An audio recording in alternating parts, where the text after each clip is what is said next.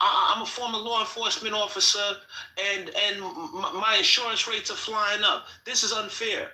And somebody has a different idea on stage. I can't make that man sell his house. I'm not his God. I'm a person with an opinion expressing that opinion. He expressed his opinion, and I gave my opinion about his opinion. Anthony, you sound like you're crying right now. I'm serious. ML, man. ML, yes, I am. I'm serious. I am crying. Why not just come from an I perspective? Because then that helps the conversation, right? Because you could simply say, hey, listen,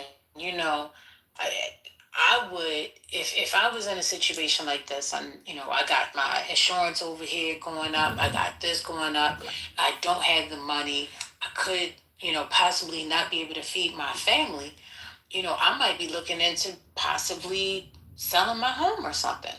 Okay, frankly, the reason why is because every time I utter a perspective, you utter a perspective. You just uttered a perspective about my perspective, but your perspective is from your point of view. By default, it is an I perspective. By default, this is logic. I cannot make him do anything. If I was right, but when you tell him to sell his home, that's when you. I didn't say to him, "Yo, sell your house." This is. You did, Anthony. No, I didn't. And you like. I said, just sell your house. No, I said if these are the circumstances, I would sell my house. This is literally the words that came out of my mouth. When you first spewed it out, I promise you. Okay. Because I thought you was joking. You said that he should move, Anthony. That's what you said. I was getting ready to put a laughing emoji before we even started talking about that, Arthur, we've been talking. And honestly, Arthur, right? If I'm priced out of a certain environment, yes, I think that you should move. I should move. I think if I'm, this is my son. I'll tell him to call him back. Yeah. So, if I'm priced out of a certain environment, I'm gonna move. I deal with reality. What's the odd thing to say to somebody to say if I'm priced out of an environment, I would move. I think it'd be a good idea to move. What's wrong about that? Anthony, do you ever try to put yourself in other people's shoes and really understand the nuance of their situation? Because not everyone is capable of just picking up and moving. They have family ties to the area. They have a job to the area. You have to take into consideration all those circumstances. So the whole pick up and move, because we've been saying that forever about the people in the middle of the country. Why don't they just fucking pick up and move? Until you really understand why they don't move. So you can't say that because you can, that everybody should. He might have a network there because he's blind that assists him. If he goes to another place, he'll be on his own. Blah, blah. There's so many reasons why people don't move, Anthony. But you want to draw it down to just one simple happens is only the dropping away of taking Tuna serious. So his house is paid off, Anthony. ML, so to respond directly to what you're saying, right? He doesn't have to move out the area. He can find a roommate situation in the same area that would allow him to keep the support. But what I'm saying is if we continue to do the same thing over and over again and expect a different result, that's a form of madness. Welcome to Clubhouse, where people repeat themselves for years and years and years, saying the same shit for years and years and years. Yeah, so Anthony, I would imagine that he has a certain pattern he's able to follow as a blind person, and who might make him have to relearn everything. So, yeah, it's more. He's not here. You're also talking about this. Way more difficult, Anthony, for him to move in a typical person. Talking about him per se. It's like 10x more difficult. Talking about him specifically, we could just talk. Anthony, with the Maslow hierarchy of needs, where would you put having shelter in that regard? Just food, shelter. Where would you put shelter? Right where you just food and then shelter. Yeah, right there. It's the top of the tops, man. Okay. I talk about Maslow's all the time, bro. You talk about SNAP benefits. Okay, that's gone. No, I talk about managers all the time. I'm talking about SNAP benefits. That's gone. The $188 that average that business people get. And now he has a house that's paid off. So he really doesn't have a note per se. You just have to carry I think he was talking about health insurance. They talk about home insurance also. He talked about home insurance and commercial. Yeah, so home insurance in Florida. Okay, home insurance in Florida. I know anecdotally because my ex-wife had moved to Florida for 10 years. And then she finally says, fuck it, I'm out. This state sucks. And plus her insurance is gone. She moved, yes. But she moved. But listen, Anthony, do you know what my ex-wife does? Who she is?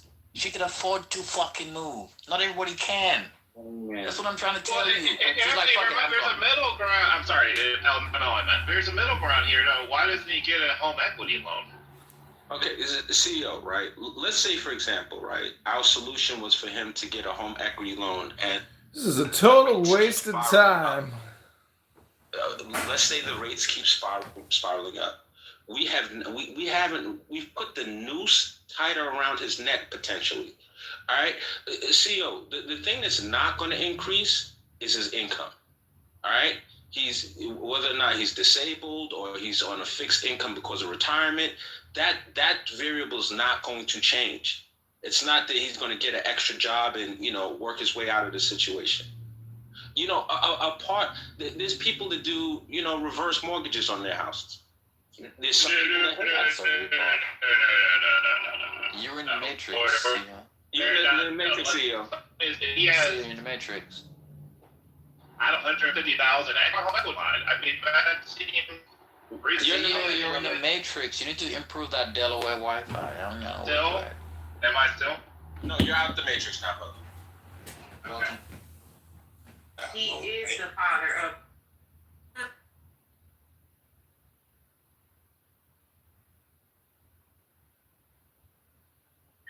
We are also suffering from this hurricane. But in Guatemala, since we're surrounded by so many mountains, so many volcanoes, inflicted to the self by the self, then every world must be closed. Words like crime must be removed. The innocent and the criminal don't make sense anymore, right? Oppressor and oppressor are not words to be used anymore. Like if such a thing was true, then you're completely negating the opposite of So Magnus, with all due respect, the problem is you don't know the history of this region in those years. I don't. I just do. That's why I'm saying to you, it's principle. What's in the history? Yeah, it's going to take me a few hours. I am too smart. I have a master's degree and I've done 10 years of university. This is to read the history of a nation. To read the history of a nation is like drinking water for me. It's not a big deal. I'm addressing a principle which you have no reputation for because of the flawed statement you made, and you're failing to address or to refute me on it. Elaborate. Which flawed statement? They are responsible for their own suffering. How many times? So if you read the history, you realize they were the ones who started this shit, and they're still going at it. Europe came to us. See? How? What are you talking about? Samson? Why? How? Okay, Europe came to you. Did we go to Europe, Simpson?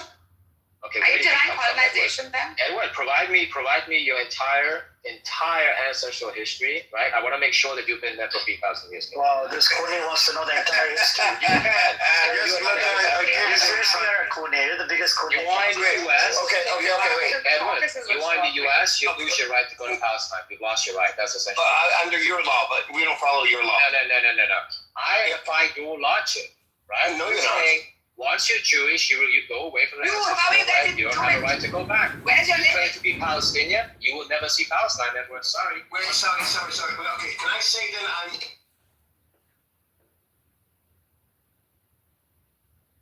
There ain't no sense to that, bro. That don't even make no damn sense, bro. No, technically. Exactly. Like When I take my edible, I have the best sleep, man. Thank you.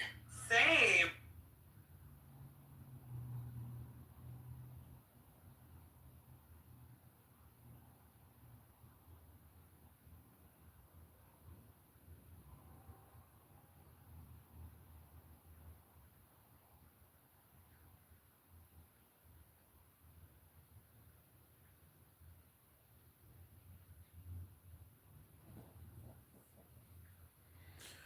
Okay, this is John Kitover, Petitions at Illinois Election Commission, Illinois 16.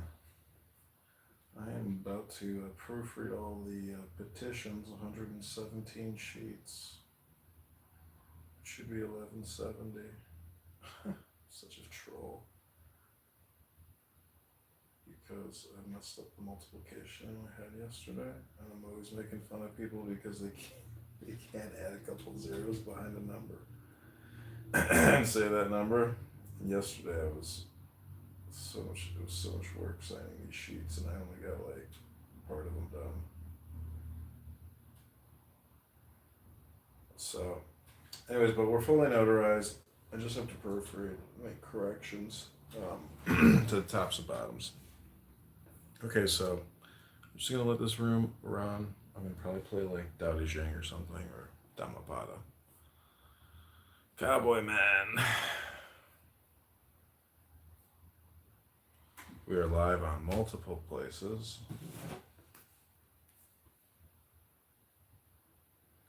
I've asked my friend twice now for some help. He said no. He did help me with some furniture once though, so he still got that going for him. Most of us assume it's a matter of common sense.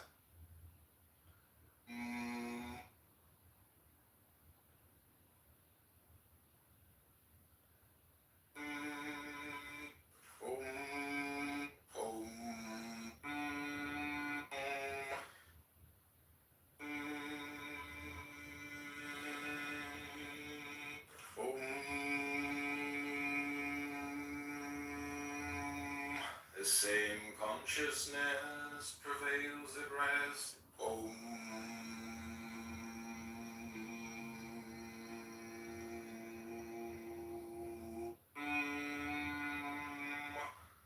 The ocean it can be made only when one recognizes. I went looking for him.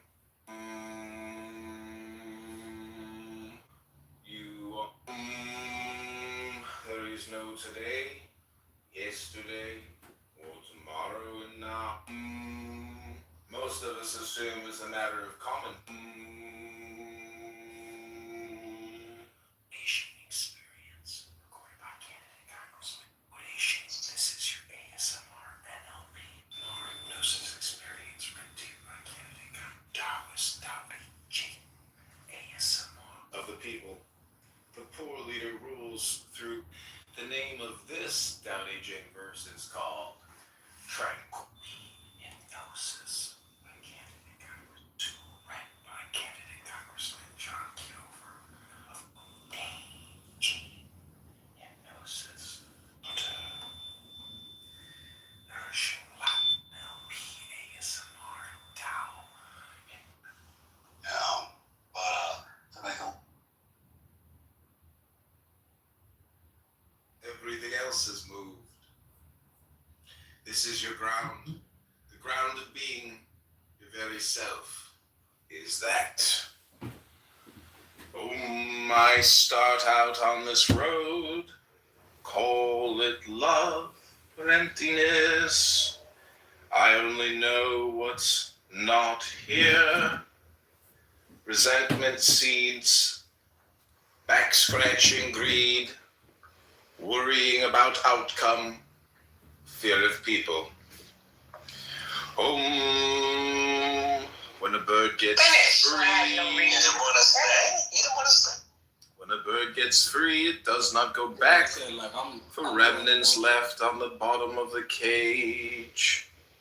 Close by, I'm rain. Far off, cloud of fire. I seem restless, but I am deeply at ease.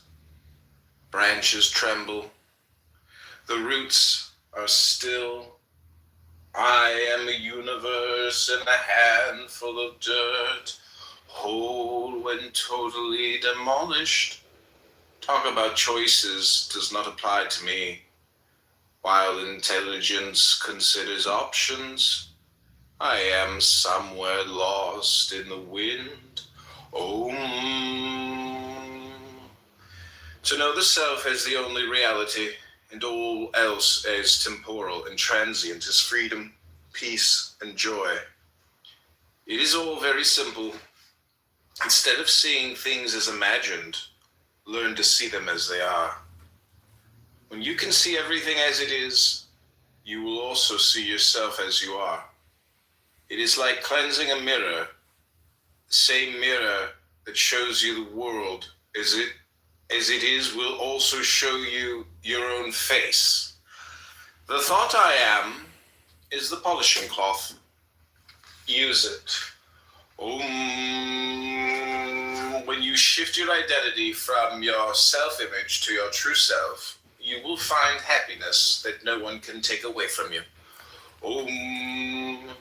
Remember, freedom is not attained, especially by some imagined I trying to get it. It is the recognition that what you are as the undeniable sense of presence has never been bound. Stick with the basics. Awareness is naturally detached because it is the unchanging background of all appearances. Yet it is certainly not aloof. It is the source and substance of everyone and everything in the manifestation. Allow yourself to be undone of all falsehood. Discover for yourself. Then you will discover everything else has moved.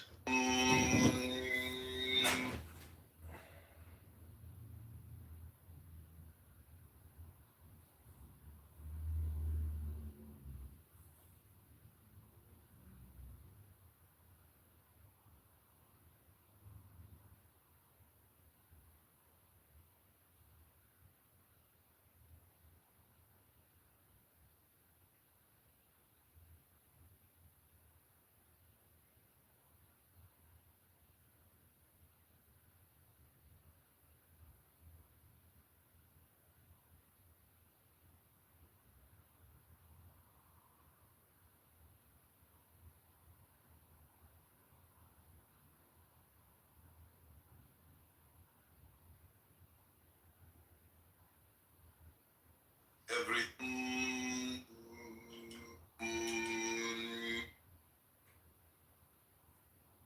happens is only the I does not at all exist real. Then reality alone will be that gives seeming you receive the timeless cities that we should get. It can be made of not time to read.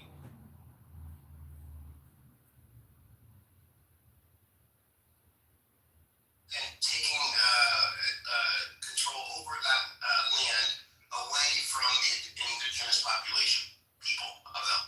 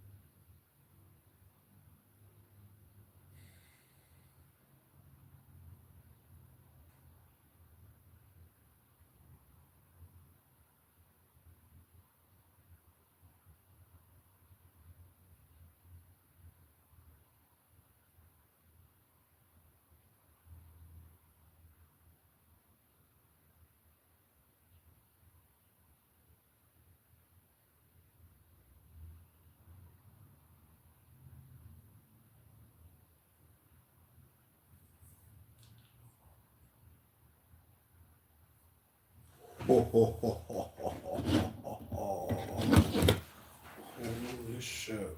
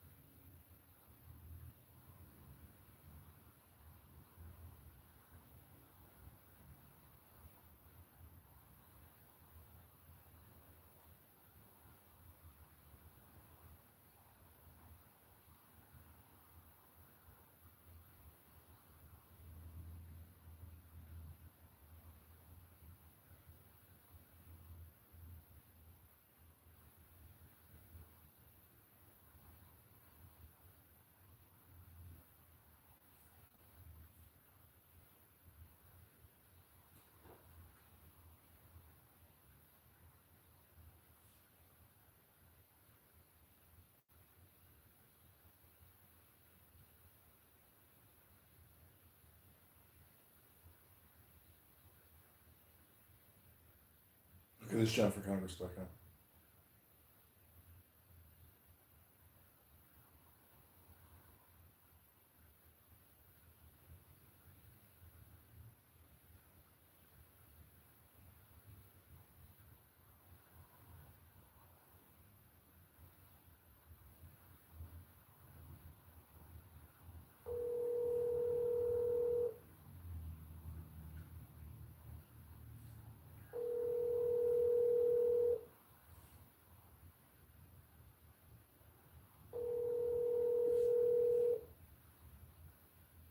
Your call has been forwarded to voicemail. The person you're trying to reach is not available.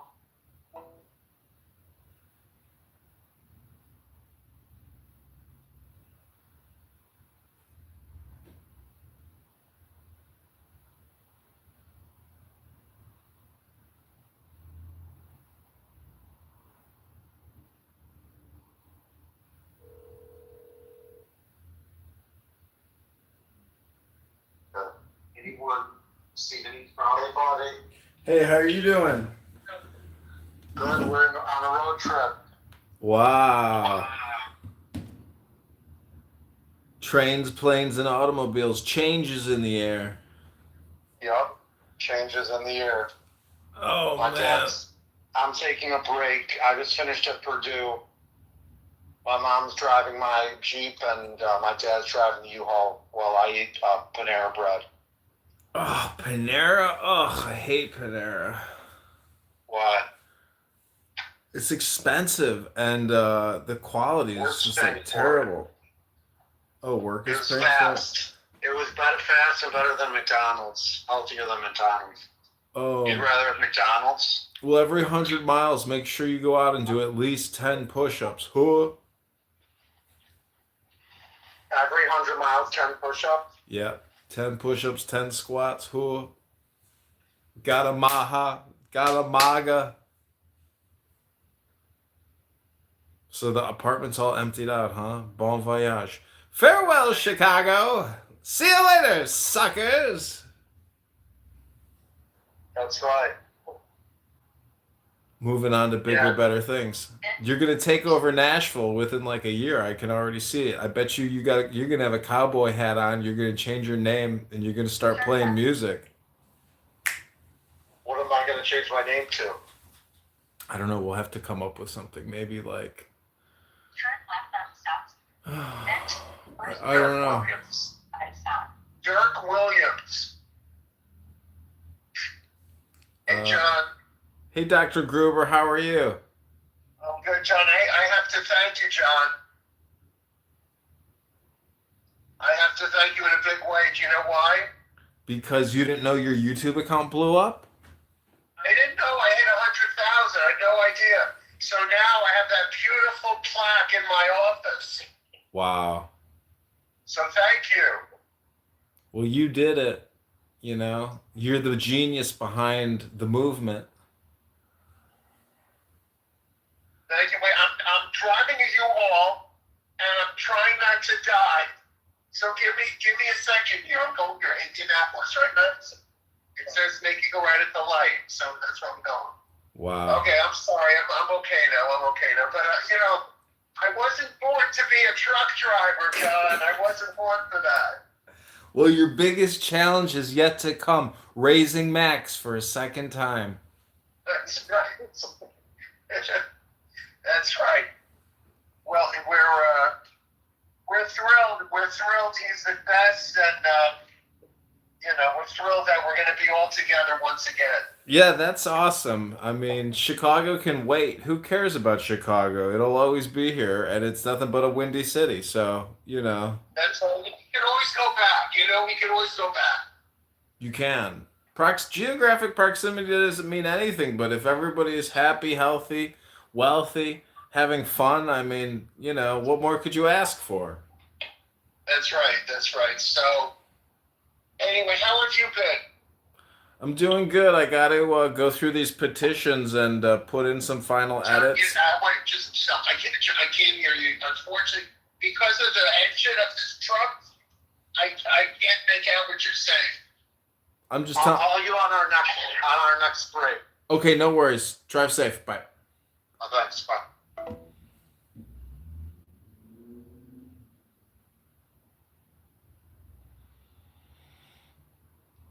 Is it a crime? Do-do-do, do-do-do. Is it a crime? Do-do-do. That's me singing Sade.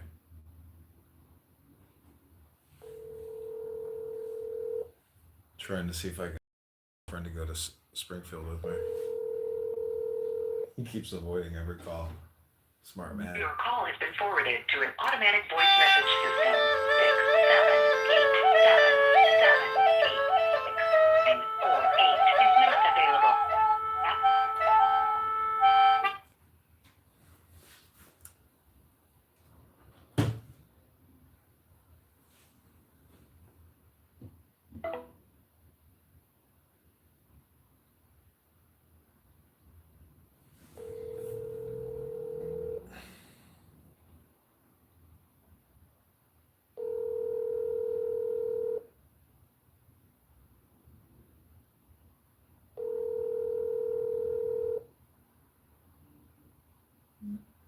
Hi, this is Scott. I can't take your call right now, but if you need.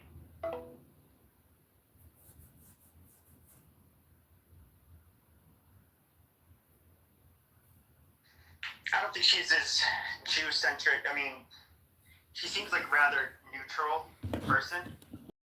I think that this... Is it possible to truly be a Jew-centric person? Hanging out to the center of a Jew or something? Sounds like Pepe to me. Sounds like projection. No, Fucking low IQ, psychopathic, wasted time moron, hanging out to the center of Jews. Yeah. Fucking incel Jew center hanger. You're like a Jewish coat hanger, Pepe. That's all you ever do is fucking hang a Jewish coat up on yourself. Look at me, I'm a coat hanger. No, I look at Jews and Muslims as being like a few floors below me. So, you know, I just don't really... Supremacist, eh? Yeah, a little bit. What for? You're like 5'4". You look like a little boy. You sound like a frog. Amazing. Ribbit. I don't know. You called me an F word the other day, so I'm still a little salty. Sorry, little man. Don't mean to Willy Wonka you. Honk honk. Amazing.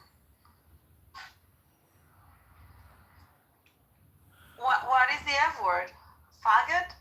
Yeah, he called me an F word the other day. Is that the F word? It's the F word. And why don't you say it?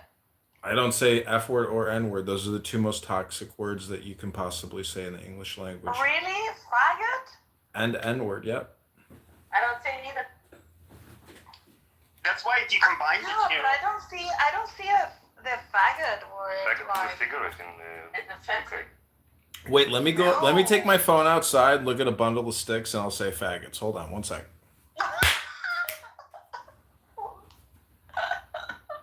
From the terrace?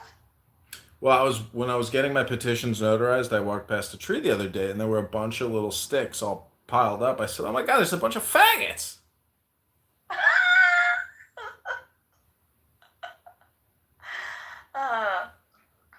I think that the word faggot is really underused. I don't think that the word faggot is that offensive. I don't understand why people would take offense with that. Well, it was like really taboo to say for a while because, you know, it was seen as like hurtful, but then it's like people started using it. Who cares if it's hurtful? I know. Well, to gay people. So it was kind of like seen as not cool thing to say, but then I think like a lot of people just out of protest said it, but it kind of doesn't even mean like, it's not even used as a gay slur really anymore. It's used just to, it's like calling, it can mean a bunch of different things, but it's kind of like, you like in Spanish, calling someone like, like calling somebody a puto is just, you know, it means a bunch of things. Yeah, but well, Daniel, do I hurt your feelings if I say the word faggot in front of you? It upsets me as much as when you are called a cunt. Faggot. Hey, Gotti.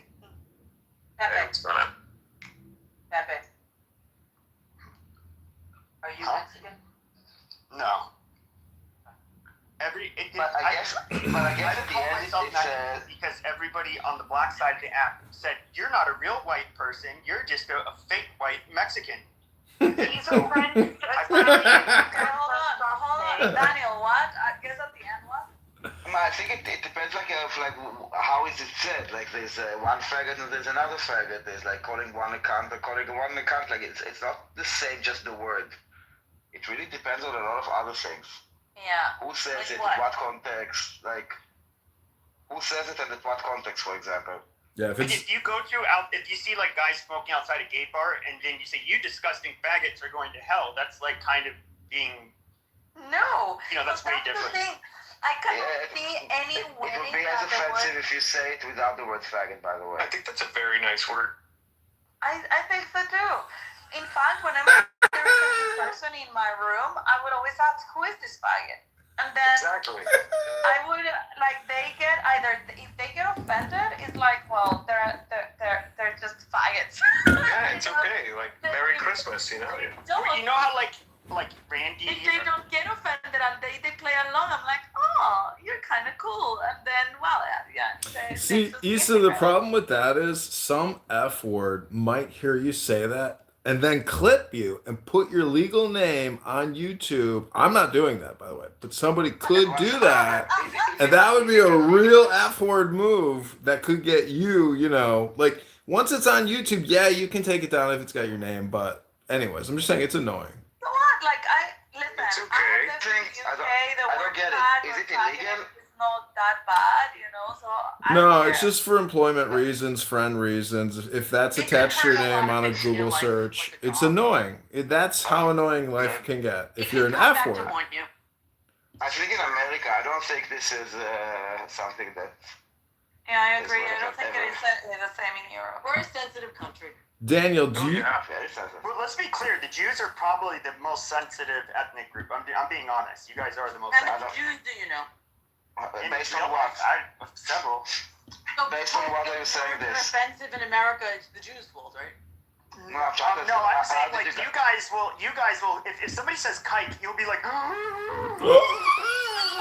Daniel doesn't hear words that John said he doesn't use. Yeah, you can't use the K word or C word. You're talking again about American Jews and not about Jews. America, you have a very American point of view. Well, that's the only Jews I can talk about. These are the four letters you can't use. FCKN. Fucking. You can't do fucking. It's funny that you say, when I say to Jews a slur word for Jews, they get offended, but no one else says. That's like a very weird.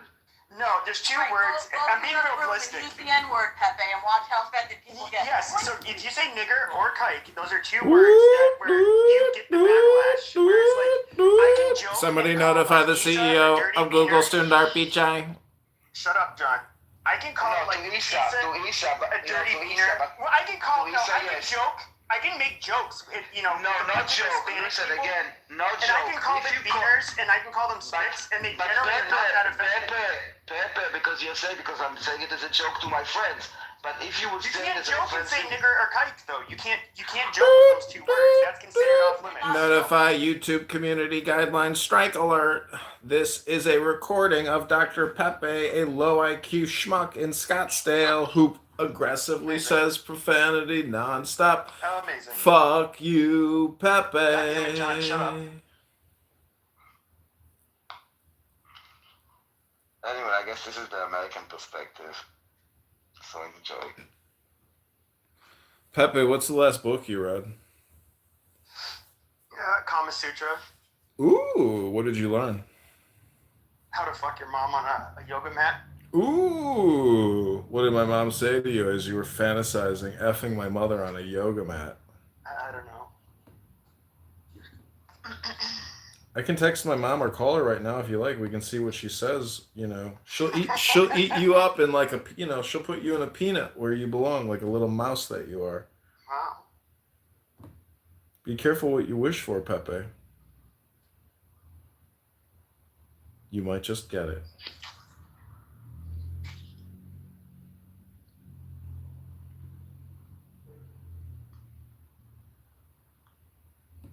So Pepe, I wanted to ask you a question. Did you watch the Nick Fuentes and Tucker Carlson interview? Oh, I want to go watch that. I'm gonna go watch the whole that thing. tonight. What did you I was gonna.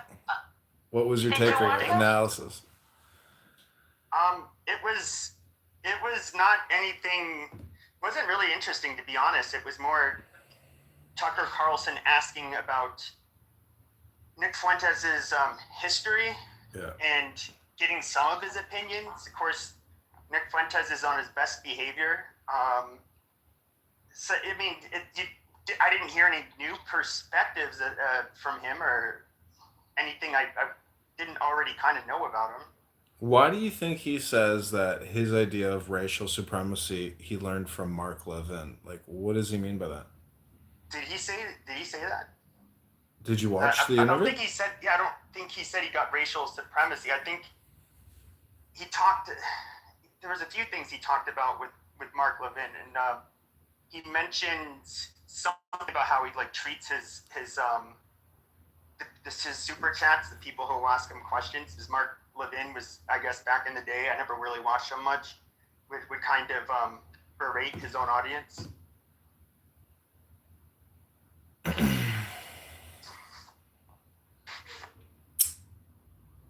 So I guess the other question is, since you spend so much time thinking and talking about Jews and Israel and black people and beaners and all the other stupid things that come out of your low IQ mouth, I'm just wondering, have you ever heard anything intelligent in your entire life? Yes, I have. What? I mean, out of the millions of things I've heard, I don't know what else to. I mean, every time every day when you're in school as a young one, you learn something.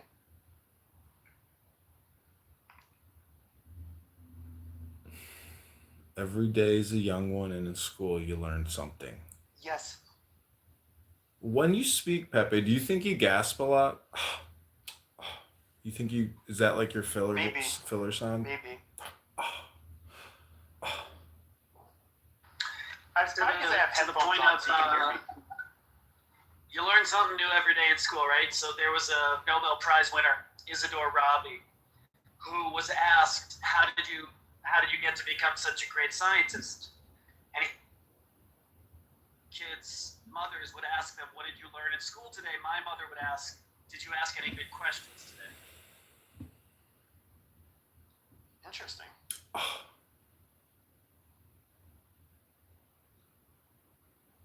Caleb, so what do you think about Netanyahu pounding Hamas really hard and taking out 100 of them in the past 24 hours? What do you think about that, Caleb?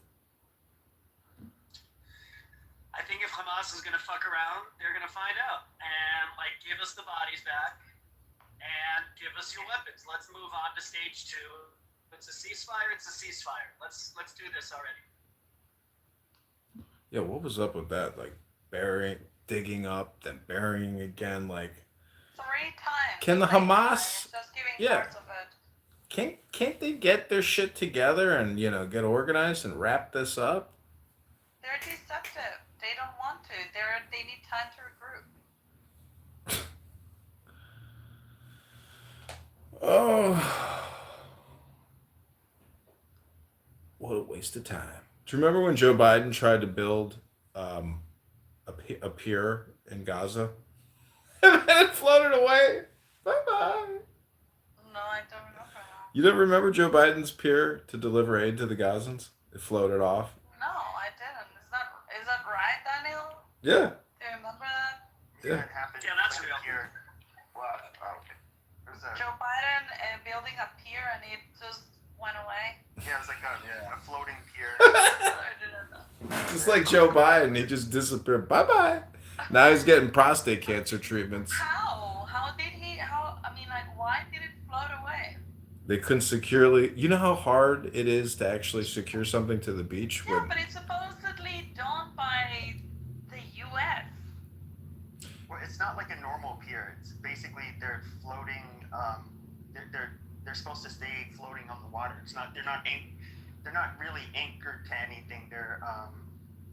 they're going to be attached to something. On They'd have to do a huge drilling operation and plant some giant concrete slabs and steel. Like it's just the water just carried it away. Just it meaning that it was like all bullshit. It's like a joke. It's like, huh? It sounds super funny, actually. And the fact is, the U.S. probably just didn't want to use it, and the Israelis probably didn't want them using it either, and it just disappeared. Bye bye. Biden Gaza pier. The U.S. military cost estimate to build a pier and operate it for 90 days was $320 million. Woohoo! $320 million for the pier to nowhere. Holy shit! Holy shit! Holy shit! $320 million. Oh my god.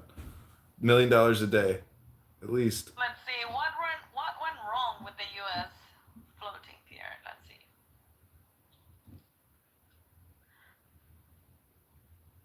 The pier build, it broke apart early on. Okay, here. Think of how much you save, how much money you save because it broke down. Every day that it would stay will cost you $1 million. Yeah. No, this is 230 million.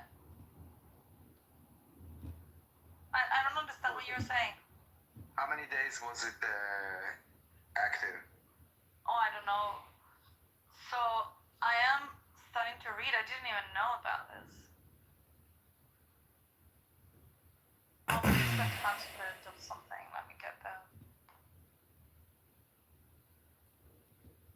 Oh my god, it also injured troops. I'm living in a few for an episode. Jesus Christ. It says more than 60 service members were injured as a part of former President Joe Biden's floating aid pier in Gaza. A Pentagon Inspector General report published on Tuesday said a number significantly higher than had previously been disclosed. So not only it cost like 320 million, but he hurt 60 service members. You get disability. You get disability. You get disability. You get disability. I mean, You all get disability. Was he supposed to? I mean, was it wrong for them to try to build a pier? I don't know. It was definitely a failure. Pretty intense operation. I mean, for fuck's sake, you can't just bring food through Egypt, through Saudi Arabia, through air. I mean, like, there's a million ways to get supplies in there. You got to build a fucking pier? What a waste of money and time. While there were no deaths or known direct attacks on the pier, the Pentagon had said 3 U.S. troops suffered non-combat injuries in support of the pier in May, with one medically evacuated in critical condition.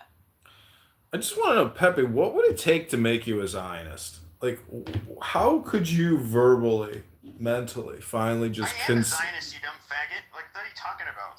Oh, Zionists don't call other people F words. Zionists are gentlemen.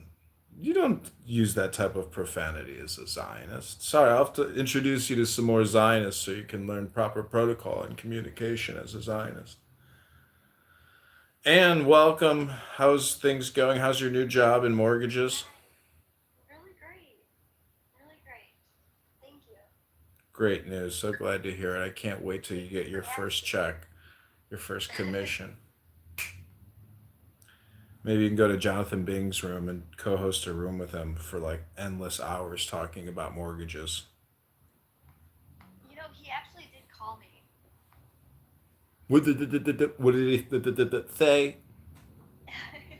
No, he was doing some mortgage class so people could be like independently work on their own, where they don't have to work for a mortgage company or a real estate company to like do their own business. But the class was like $10,000, and I'm like, I don't. And like, I guess with it you get like leads and everything. Jesus, what a scam. And I was like, no, I'm good. Give us $10,000 and maybe you could make like $200,000 this year, man. Yeah. suck a bone every minute. Yeah. Gotcha. Who the patsy? Okie doke. Oh my god, that sounds like him. So Amir is converting people to Zionism. Is Buttercup too? Or Yeah, both are. I think one poly at a time. I think yeah. Listening to Buttercup, Isa, I don't know if, now forgive me if this is like a friendly of your guys', but to me, she gaslights all of the Jews on the app, I feel like. She completely gaslights. Whenever I hear her talk, she's always saying things that are like stirring things up. I have a hard time to believe that she's really a Zionist. What makes you believe that? Well, we've confirmed that she's a catfish, and generally catfish have no problem getting their blood pressure, popping. So that's what happens. What makes you believe that, Anne? By the things that she does on here. Daniel, what do you think?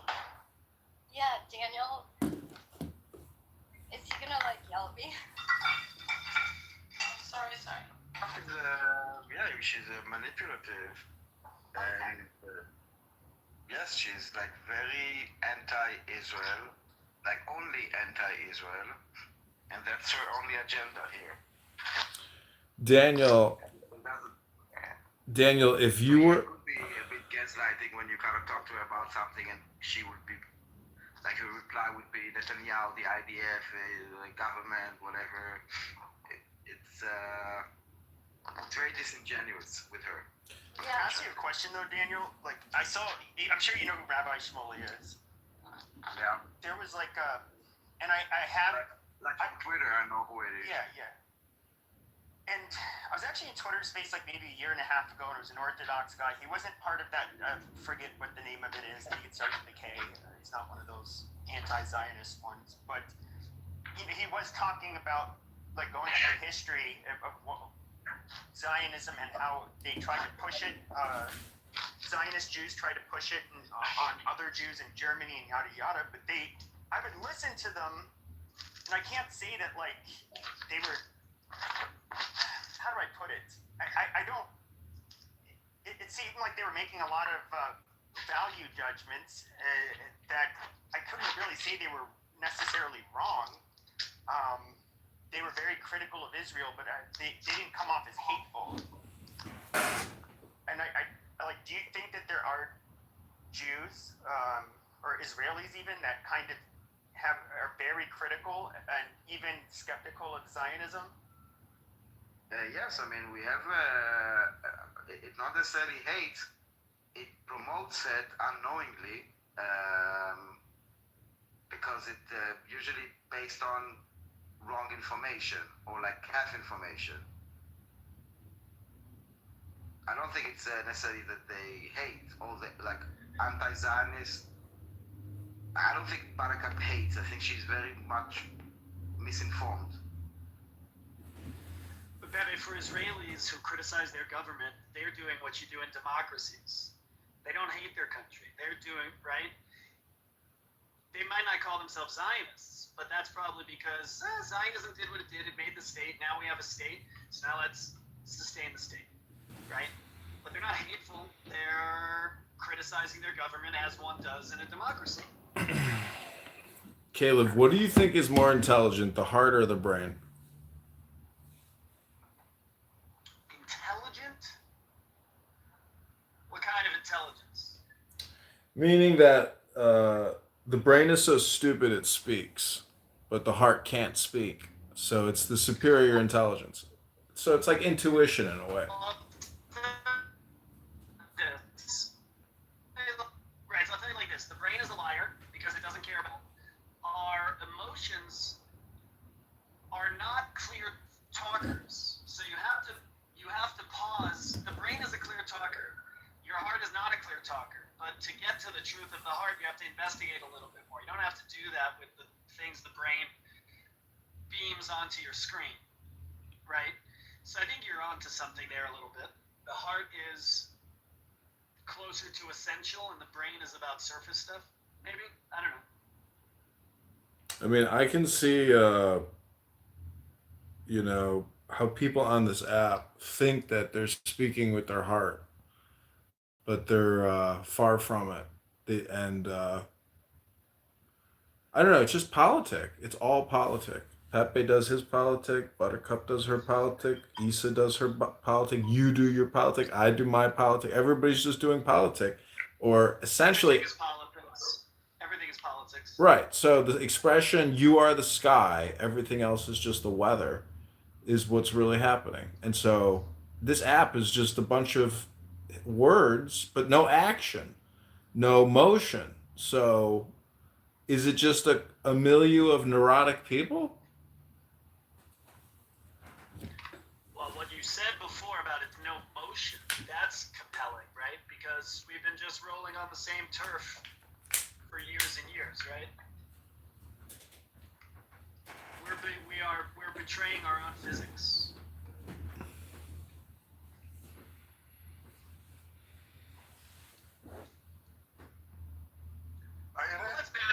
Let's badmouth other people and talk about them. That's more fun.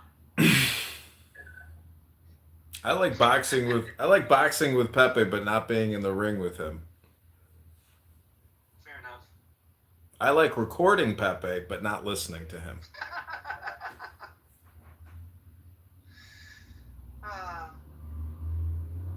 Wouldn't it be amazing if you actually got to the people who run the internet and you're like, give me every voice recording you have of me from anywhere, and what did you actually say? Wouldn't it be interesting to know what you actually sound like when you're out there?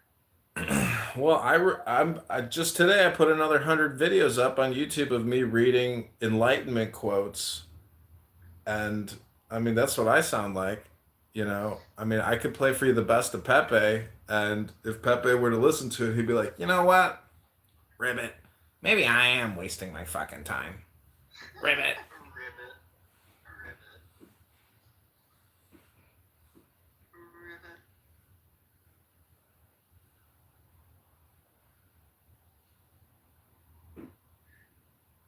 Remember that scene in Wayne's World where Garth is snooping around Benjamin's house and he finds a box of condoms and it says ribbed for her pleasure and he goes, ew.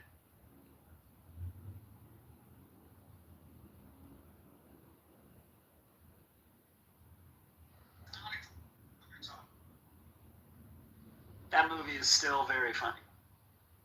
Holds up. I saw two people dressed up as from Wayne's World. I said, where are you from? Peoria? They said, no, Aurora. Aurora. Yeah, Aurora. How could you get that wrong? Is anybody dressing up as anything this Friday, this Thursday, whatever? Saturday? Nope. But you're not putting any clothes on, huh? No clothes. It's a no clothes Halloween for me. A nudist, eh? You don't celebrate Halloween? Is it also anti-Jewish to do that? Wait, it falls on, what do you call it? It's Friday night. Shabbat this year. Yeah. My kids go trick-or-treating, but I wouldn't say we celebrate anything. We're not... They go and get candy. What's the big deal? It's candy. Yeah, but is it not anti-Jewish? The whole kind of witchy stuff? Yeah, we're against witches. We don't like those witches. Yeah, but the whole concept of Halloween is not seen as French and bad by Jews? Yeah, I mean, mostly we don't think about it, and the families that want to the families that are going to go do it don't care about the we hate witches part. But it's like Christmas, right? Nobody celebrates Halloween as All Hallows Eve. That's yeah, no, but my question, I guess it's more so for example in Christianity there is some people, I'm not saying that it is across Christianity, but there is some claims, that say, oh, well, this is like worshiping not worshiping the devil, but like, yeah, this is like the occult, like everybody turning into monsters and witches and all this stuff. Even if I don't agree with that, I can understand their point. So my question to you is, do you have something similar in Judaism, or this is like not applying to you? No, there is. There's a commandment in the Torah, like not to go to like necromancers and diviners to like go tell the future and stuff like that. And what's it related to? It's all related to the idea of idol worship. If you ascribe power to some other entity than God, you're doing idol worship. So if you believe in like spirits and things, other things that do stuff, this is like a big violation. And like sorcery and stuff, like yeah, sorcery. That's the word. The priest, my priest always talks about like the mother company. He always brings up Harry Potter, always, and how the kids should refrain from anything in the Harry Potter movies or books. Really? Oh yeah. Wow. Wow. I don't see Harry Potter as like heretic, Do you guys see Harry Potter as like anti-godly? Well, it's sorcery. No, it's fiction. Like, no. Then what is the reasoning, Anne? It's just, like idol worship and sorcery.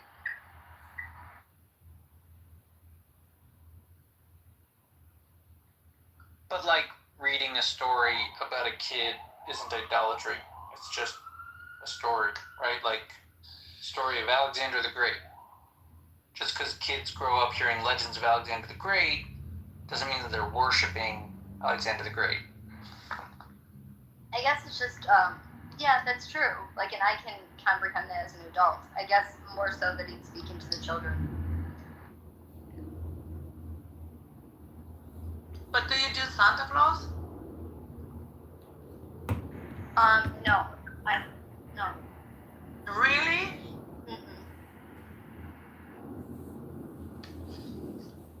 That's a real Christian. I don't know why, but I doubt it. No, I've always told my daughter what Christmas is about.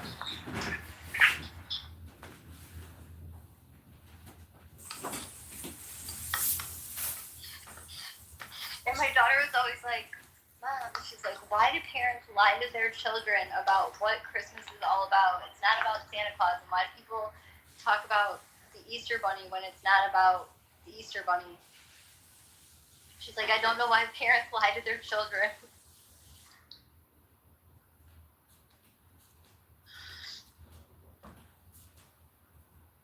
Well, because if you think that, I don't know, I think it's going a little bit too far. Like, what movies does your girl watch then?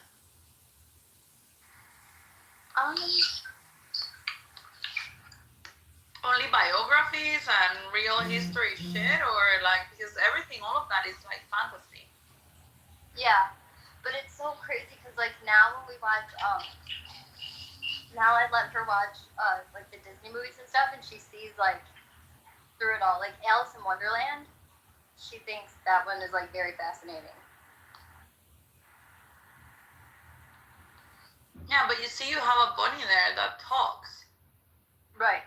Like she's old enough to like, and has like that discernment from God that she like sees through everything. So like, what I don't get is how did we get this like? It became heavily commercialized, like non-religious view of Christmas, where it became about Santa Claus and chimneys and milk and cookies and shit. Like, exactly. That is so far removed. I honestly don't know the history how that became like the mainstream narrative.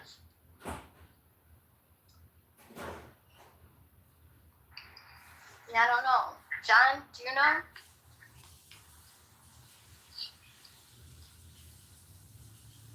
I don't know who that is. I'm gonna start reading books about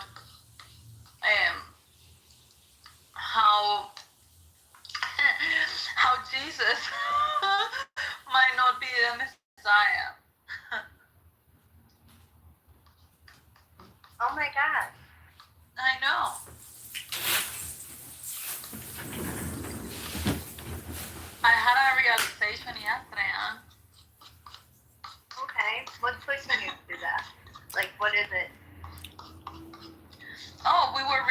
Bible, and I realized something.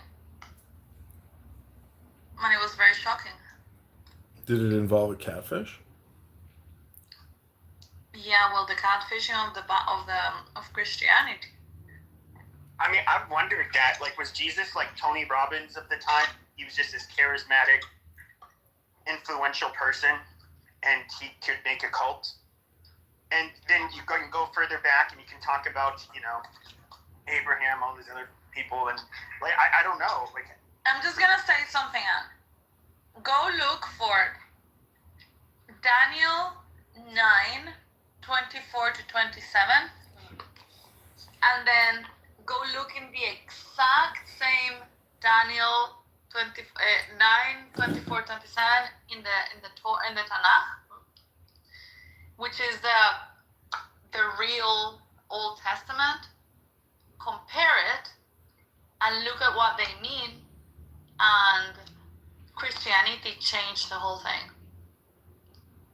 Well, I don't know. I am suspecting it did, and now I need to go and talk to a priest, and talk to a rabbi, and talk to an Orthodox church, whatever they're called, and I want to figure out what's going on there. How do you separate out, Christ's miracle, his life, his sacrifice, his redemption? How do you rationalize that with like ancient Rome and the Council of Nicaea and then 2,000 years of history, using Jesus as the communication, but yet there's no supernatural, powers. It's all just communication. I mean, there's no New World Order. There's no, Jesus Christ, throw a thunderbolt over there. Like, there's no, where is Jesus? Where's God the Father? I mean, we're sitting here talking on our cell phones about it. So I'm just asking you. How much credibility can you give Jesus Christ? I don't know, and I'm trying to figure out. But I'm not. Wait, hold on. Hold on one second. You are right. What I'm saying is, how can you give the organizations credibility? But I'm trying to see. But I guess what I will give you that you're right is that communication is hypnosis and communication is propaganda. Yesterday, somebody brought up this Daniel 9:24-27, and it was supposedly to be a checkmate against Judaism because that's what proves that Jesus is the Messiah. Well, it has like more background to it. So I went and I looked in the Bible and I read it, and the Jews were like, that doesn't sound 100% accurate. So I do have a Tanakh, and I went and grabbed my Tanakh, and I read it there from the, let's say, original text, and it happened to be slightly different in the original book, and then I realized that it was not only about adding more words to it and changing the sense to it, almost like trying to make sense, of the link between Jesus and the Messiah, but also the use of capital letters. Like the Bible, that they use capital letters when they're referring to God or Jesus or, God. It's called a proper noun. It shows importance. It's a proper noun, but importante. You say his, anything related to God, they capitalize it. Sí, importante. Palabra. Hold on.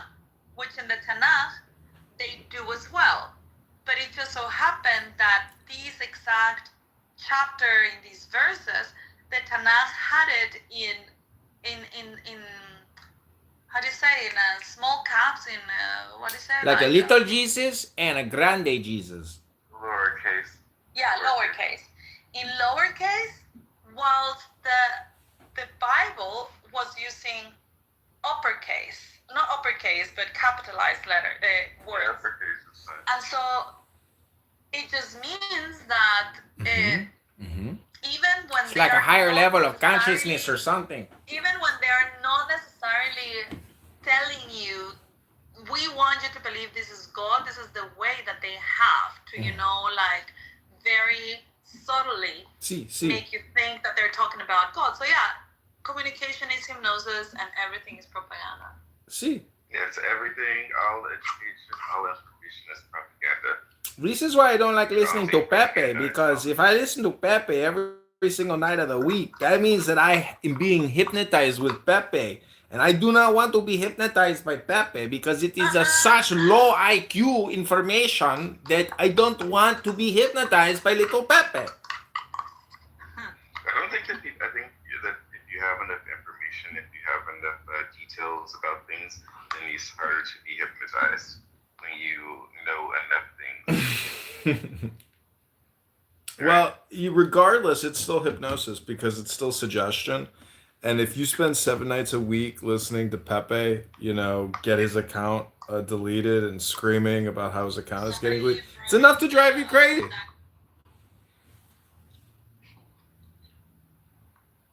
Yeah. Pepe's little roast rooms. The more people that have enough information, the better the world is. That's true freedom. That's true freedom. But the problem is, if you're so smart, then there's nothing else to say. There's no more debate, really. Then you just have to admit it's for entertainment. A lot of things are for entertainment. This is a content. But the problem is this content here doesn't breed, or it's not the source of contentment, like David Bobadilla, with all due respect.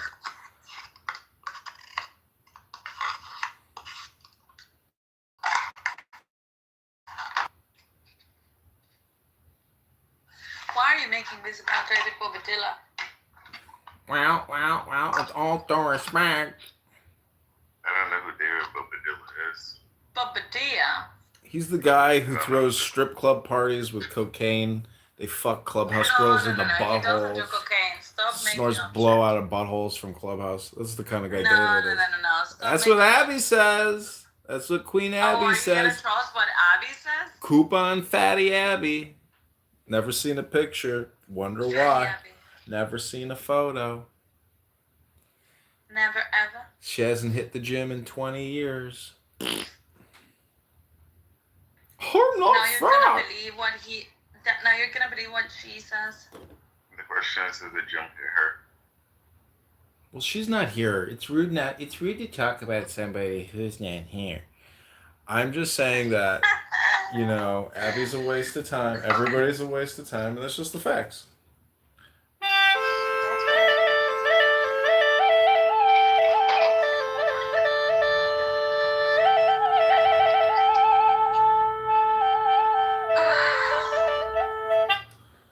Anyway, I think I'm gonna take a break. Take a break from what? Wasting time? Doing something productive that you're not doing? Because I have been in Clubhouse for like 2 weeks nonstop. It's a waste of time. I did so many things while you guys are sitting here talking about nothing. Hi, good evening. Welcome to Issa's Friends, of people who are neurotic and talk about anything all day long, about anything. It was like 3 years ago. I was going to ask you if you were from times because I'm and it was very popular. I remember in Europe, we all just called with each other and talked about anything and everything.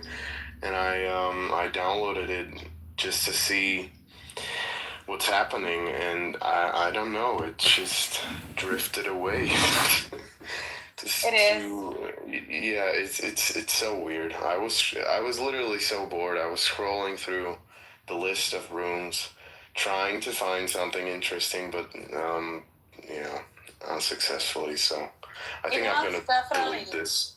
It has definitely died. I mean, John and Pepe. Well, Pepe, I don't know, and I know Shy because I have met him. I didn't meet him until like a year ago, but I was here like 5 years ago, and I haven't even really gone away, fully. So I have been around, and it has declined a lot. Like on the early months, When did you join? February 2021. Yes, same for me. I think it was like the beginning of 2021. Yeah, invite Crazy. only and all this kind of stuff. Yeah, everyone felt so special when you could join this platform. It was a good strategy for the clubhouse too. You know. Yeah. And now at the beginning, well, we used to have we were doing like COVID rooms and stuff, and we used to have like probably 1,500 people in a room, and that was like big. Yeah. You know, and like Eric Weinstein and all of these guys coming in, and it was interesting. It was huge. Yeah. Now, I mean, like the let's say the most relevant rooms, like I hang out with the Bitcoiners, they are still around. And probably, I mean, like there's like 150 people or something like that in those rooms. They're fun rooms to be. And then, I don't know, like we've been making rooms smaller, you know, probably at most like 40, 50 people. But I don't know, it's just because our friends, you know, come in, not because other people want to listen to what we gotta say, but it's just like friendly conversation. And they are like about Israel and Palestine, or sometimes like philosophy fights, you know, we have like about God and stuff like that. Yeah.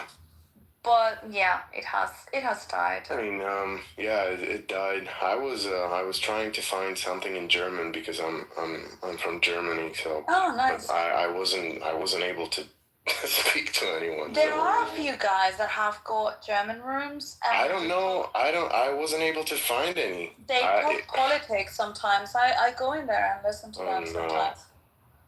Okay. Yeah, interesting. Where are you guys from? I assume America and... I am in Switzerland. I'm from Guatemala, but I live in Switzerland. Okay, nice. And Annie is probably American. American, Pepe, American, John, American, Shai, Israel, and Aya, France. France. Oh, nice. Yeah. Nice. Well, and where did you hang out when you were around? I don't. You mean here on? Yeah, and what type of politics or what kind of politics? It was. I don't know. It was pretty much every topic, because everyone was on this platform, and the people who weren't on this platform were trying to get on this platform.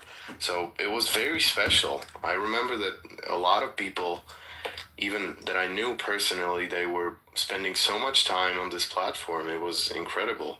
And I think the timing was also perfect because we all had to stay at home because of COVID. So we were just, like talking to each other. It was a good time because I got to meet a lot of people that I speak to daily to this day. So yeah, I have made good friends here as well. Yeah. Nice.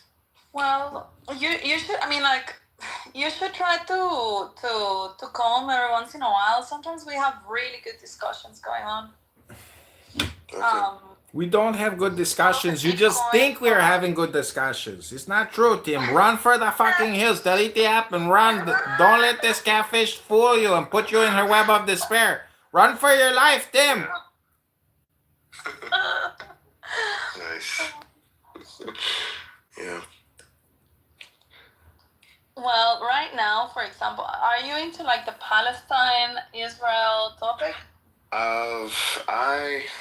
I don't really like to, speak my opinion on it because every time I did, I either lost friends or I made friends and vice versa. So it's just my personal perspective that I don't like to discuss politics. The only reason why I say it here because I heard fucking English. Thank you. Because everyone is speaking some, I don't even know. So I came in and I heard Annie speak, so I was like, okay, thank God. Where do you know her from before? Where did you learn to speak English so well? I don't know, video games. I studied in London for 3 years. You have it's really weird because you have an American accent. Because I also used to work in the U.S. with my cousin for like 6 months. I used to have like British accent, but I completely dropped it when I worked in the U.S. because it was just so much easier to speak this way. And we all kind of got angry at the UK when they left the EU because I don't know. It was at the same time. It was at the same time I left London when they actually left the EU. So I never looked back. Well, there are still some originals in this app, but they don't necessarily hang out in the normal rooms. Like they've changed their names. You know, people that had a huge following back in the day, like 15,000, 20,000 people. Listen, even the people that might have like a huge following, I don't remember anyone because it's been 4 years. Yeah. 4.5 years. Some of them are still around, but they renewed their accounts. So right now their following is like 50 or 10 or 100 or something like that. Okay. And they're only hanging out in sort of like quote unquote secret rooms where no one comes in and they just kind of have like a good discussion. So there are like a few of those rooms, and so you can still get to interact with some of the people that were like, I don't know, like actually opening rooms and being political and all of that back in the day. Mm-hmm. But you don't get to see them in like the normal rooms, or maybe if they're in like in the audience, not really participating. Yeah. Hey, Alex. Yeah, but at this point, it's like the people remaining in Clubhouse. We almost all of us know each other. You know, like you're not friends with them, you know of them, and it has become like a small world, and so everybody knows everyone. Everybody knows everyone's shtick. You know what they like to talk about. And I'm the outsider right now because I came out of nowhere. You would get up to speed very, very quickly, and it's like, yeah, well, these corners of Clubhouse, and so this is that group, that type of group, that is that type of group. These are the trolls. These are the conservatives. Those are the Jews. Those are the Palis. Those are so. It's like there are clusters. Yeah. How would you describe yourself? Because I see that Annie has a Trump hat. Or is it a Trump hat? Yes. Yeah. Yes. So. Yeah, I don't know, like I hang out with everyone really on Clubhouse. But you find me like in the Bitcoin rooms, you find me in the religious rooms, you find me in the Palestine Israel rooms. You find me in the conservative rooms sometimes. You find me in the retarded rooms with the trolls, just like being I thought stupid. you said we're saying that to Simon Jr. What? I thought you said Simon. No coincidence. Who is Simon? Simon is like my retarded child. So he's one of the trolls? No, he's one of the retards. Which ones? Alan that just came on. He's a pianist. Yes, I play piano the most, but I can play drums as well. Yeah. What do you call a drummer without a girlfriend? I have no idea. Homeless. That's a super bad joke, Alan. Well. Sorry, nothing against you, Tim. I just heard the word drummer and couldn't resist. That's all. It's okay. It's okay. Alan is a little. Are you a boomer, Alan? I never thought of myself as one, but technically, yes, I am. Where are you from, Alan? I currently reside in Massachusetts. Excuse me, from California, but from Massachusetts. But weren't you born in No, I'm born in the United States. Oh, but you are. What's the name? Armenian. Armenian, yeah. Third generation. My grandparents were immigrants. I have a very good Armenian friend. He gave me a bottle of like nice cognac. Can it be? Cognac? Yeah. Alan, how would you? Alan, why does everyone think you're a boomer?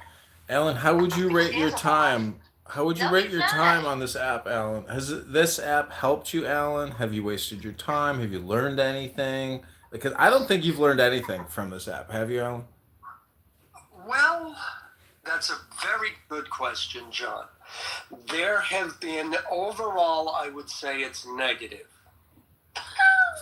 I actually, no, and I don't. And when I left the app, it was because I was not setting a good example for my family at the time. And I felt that I can't be telling them to get off of social media when I'm sitting here yelling at people, yelling at my phone. So therefore, I got off the app. That is less of a consideration. And why did you come back then? Because every time I try to get out, they pull me back in. Some of you will know that reference. Yeah, I know. Alan, how much more racist did you become after being on this app? Well, I did not become more racist. What I became was disappointed, number one. Number two, if by racist you mean calling out facts, then yeah, one would say I'm racist. But my whole approach is, you cannot solve a problem if you can't even dispassionately discuss that the problem exists and what the parameters of a problem are. So that is my approach. My other approach is, when it comes to a specific minority group that has been traditionally marginalized in the United States through systematic laws and social policies that have oppressed them in ways that we should all be ashamed of, comma, close quote, is the guiding values of Malcolm X, who said the only way you're going to solve the race problem is if the so-called, well, I won't use his words since they're now considered racist, but if the black man and the white man can sit down and speak openly without fear of offending anyone. So my attitude is any shade that I get, that people throw at me, I understand, because I'm throwing shade at them, and I don't get offended by it. Because Malcolm X says we should not get offended if we're talking to each other. I'll land there. Thank you. But to answer your question, John, yeah, it's been largely negative, but I have learned how to research and look at political things in a different way that I didn't know before I joined Clubhouse. All right.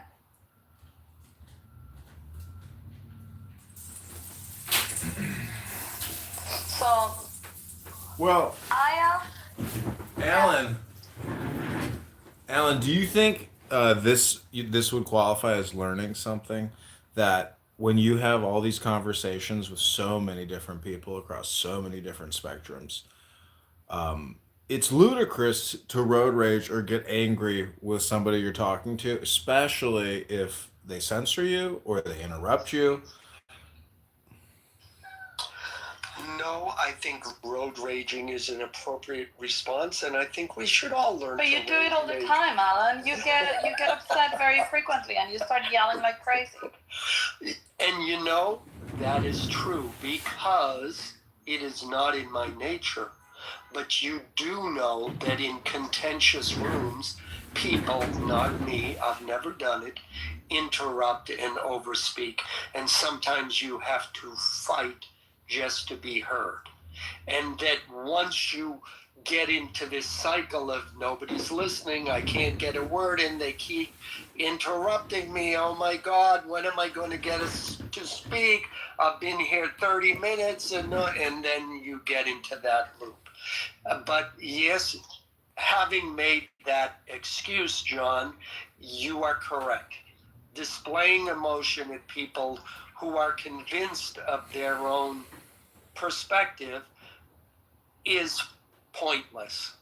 And that is a wise thing to But that's remember. the thing. I mean, like, you guys come into conversations trying to convince the other person to think like you, and sometimes you don't need. I mean, you know that it's mostly true that here on Clubhouse you're never going to convince someone of the opposite that they think. But we all gather here because we all try to kind of like understand. Oh well, at least that's kind of like what I think. I'm trying to understand where people are coming from. I know that I'm not gonna change their thinking. I'm trying to either, I don't know, stimulate my thinking or confirm my thinking or change my thinking, but I don't try to change other person's thinking.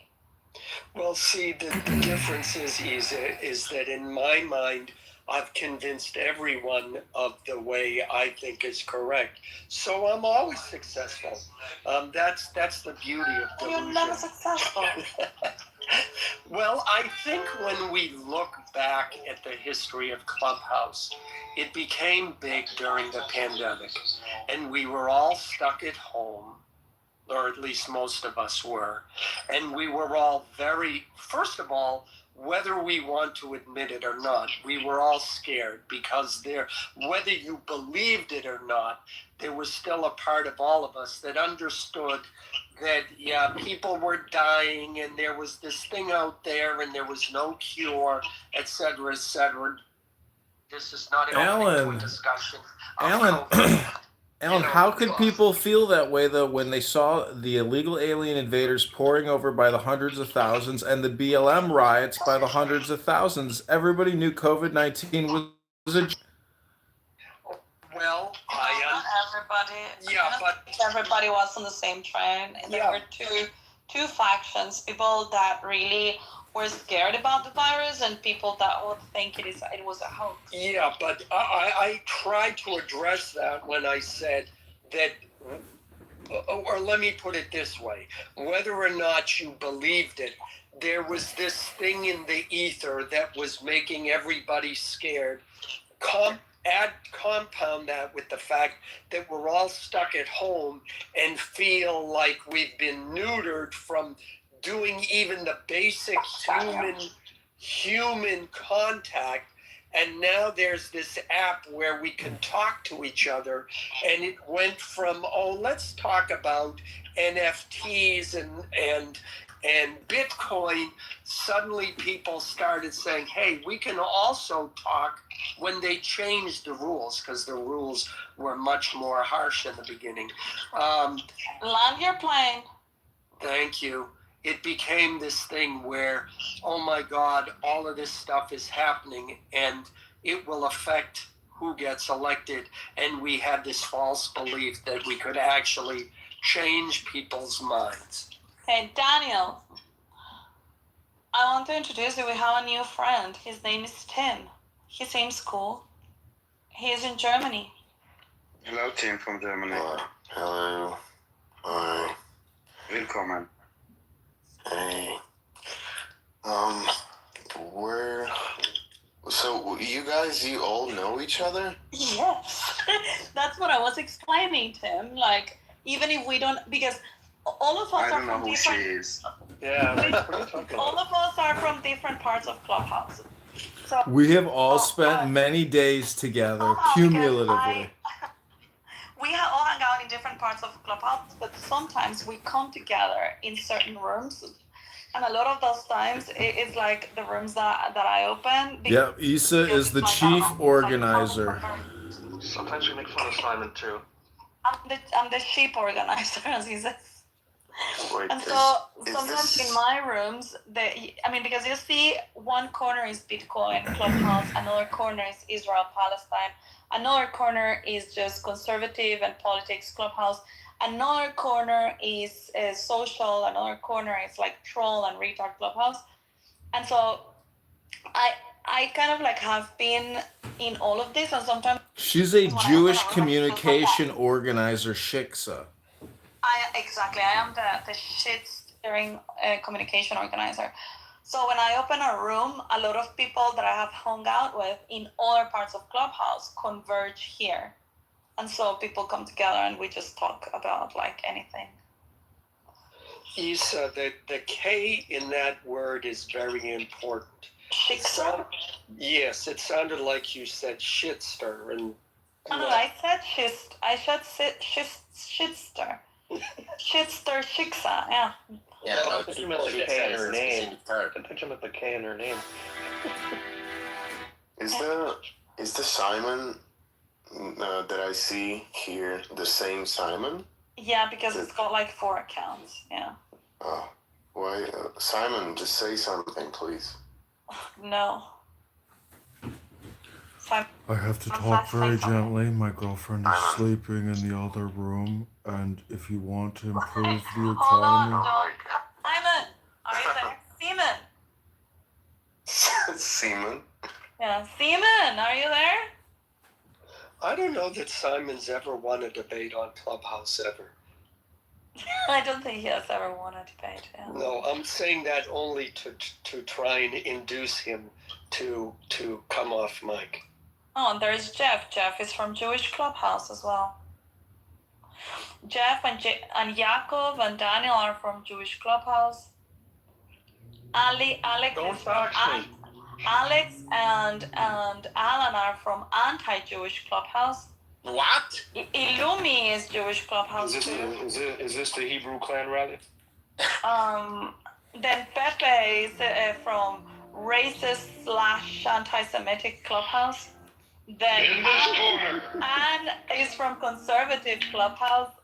Alan, I don't know. Alan is from like just political Clubhouse, like conservative.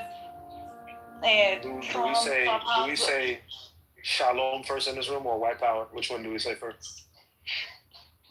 What? You sound White shalom. How about that? You sound from Black Clubhouse. Yeah, shout out to Black Clubhouse. But I just wanted to greet the room properly. What about Tanner? Is it shalom or black power? Yeah, I never visit the Black rooms. They're too messy.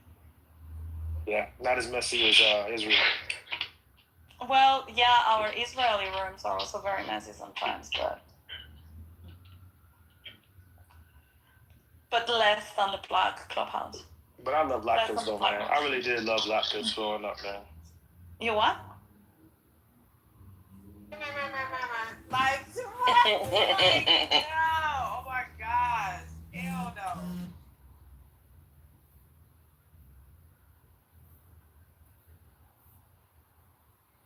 I got kicked from a room full of clowns. Bro, man, I got kicked. Start kicked. respecting. Did I say I don't respect? Like a stupid bitch. Okay, do you get acknowledgement from the Zionists? Do you get acknowledgement from the Zionists? Yes. Yes. You said this earlier. Yeah, but like I asked you to point out something that I said so far today that was wrong, and you can't do it. You personally. Okay. I asked you.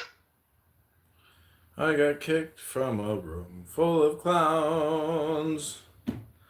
I got kicked from a room full of clowns. I got kicked from a room full of clowns.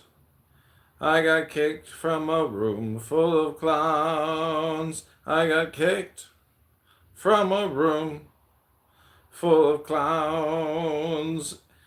It's a clown town. I got kicked from a room full of clowns, full of clowns. I got kicked from a room full of clowns, full of clowns. I got kicked from a room full of clowns. Okay, this is I got kicked from a room full of clowns. This is John. It's my best song I've ever created. I think I know who's going to show up to this room. I'm going to use my telepathic powers here to predict, too. I'm going to put it on another phone, and we will see if it manifests.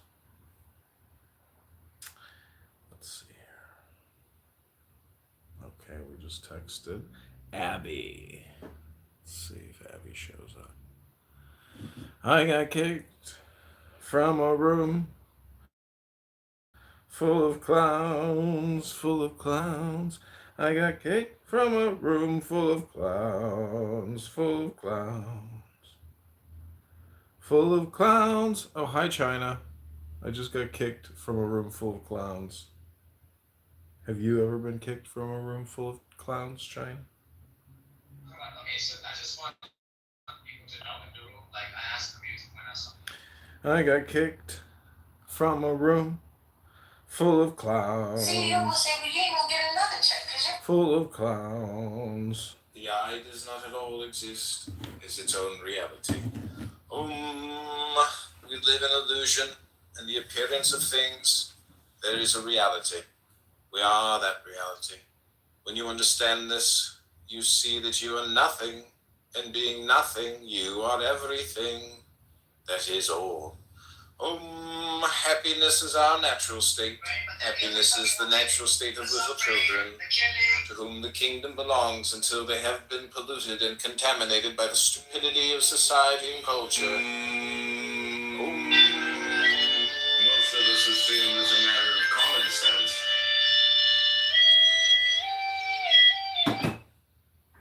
It's real. Then I got kicked from a room full of clowns, full of clowns. I got kicked from a room full of clowns, full of clowns. I got kicked from a room full of clowns, full of clowns. Not that I know. Who knows? I think we have a anyway. To get at least also.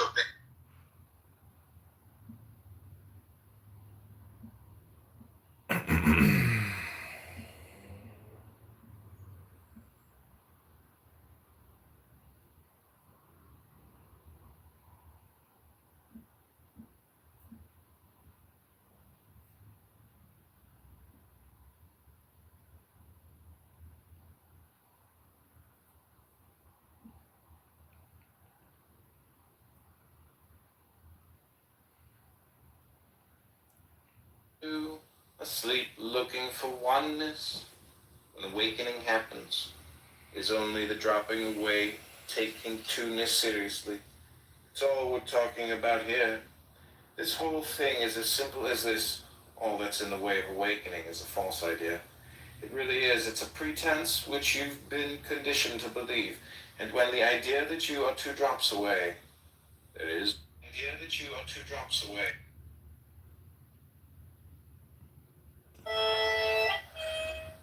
Mind and body. Nothing else. When the ego is dead, but the moment you sit, life separate from anything, self, you are at this place. That freedom, there is not and woman is the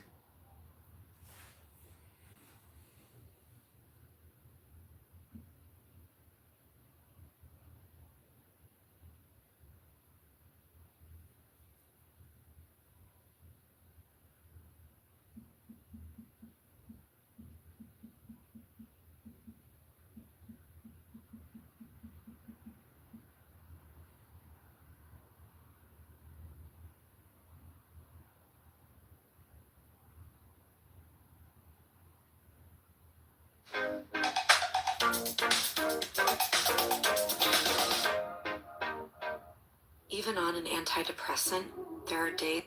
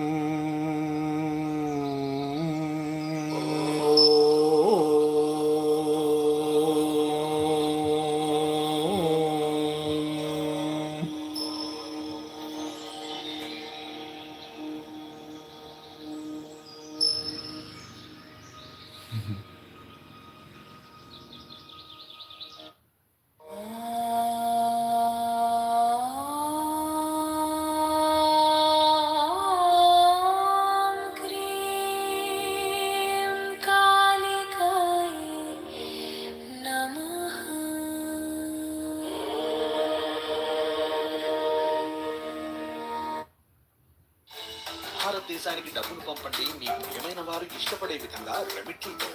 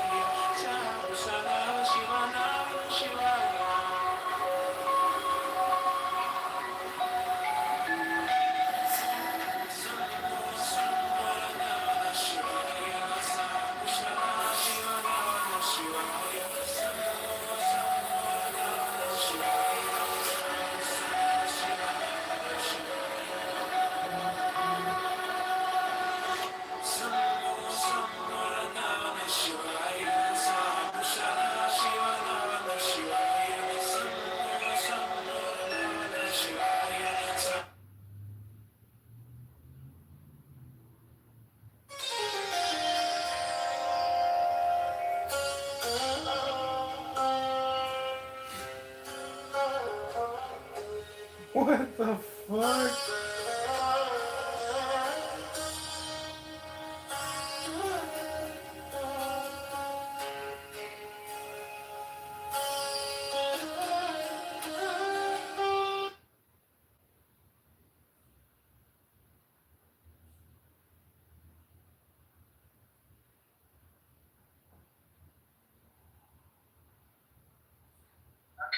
Aren't you from South Africa?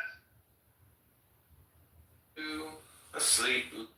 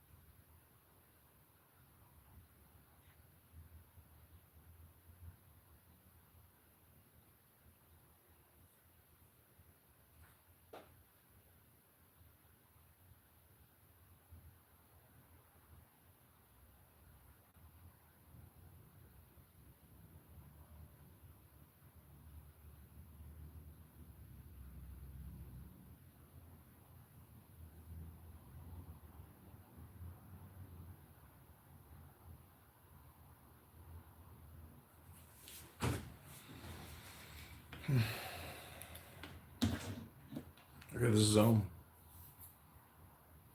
You just said that you don't know what is more when you know what it's not. Yes.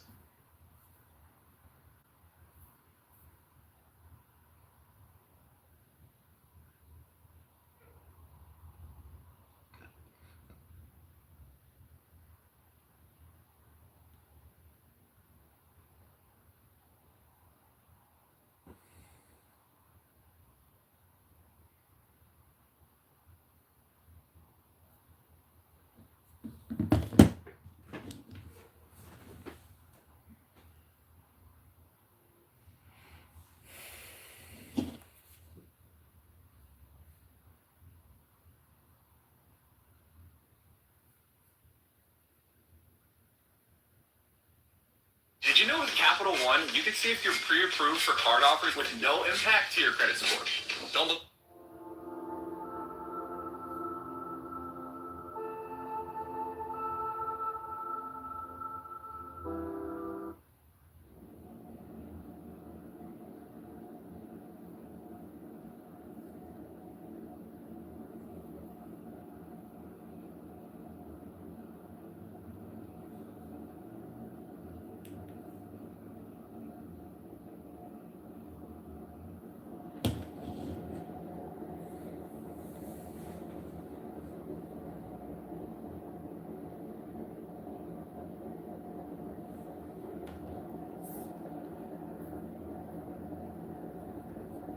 Like that in a university, showing how some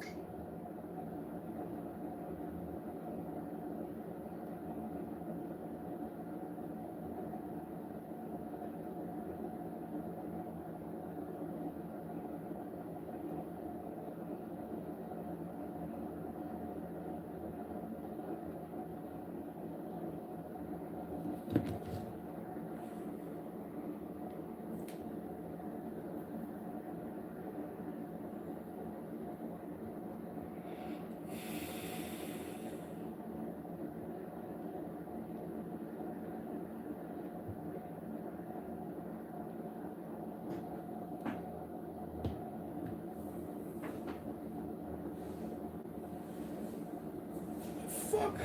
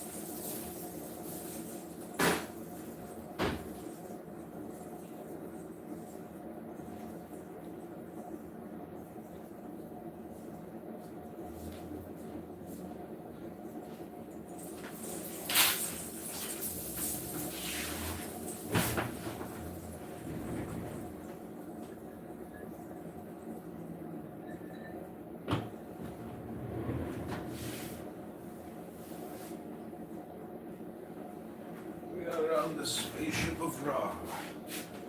Kefran, right?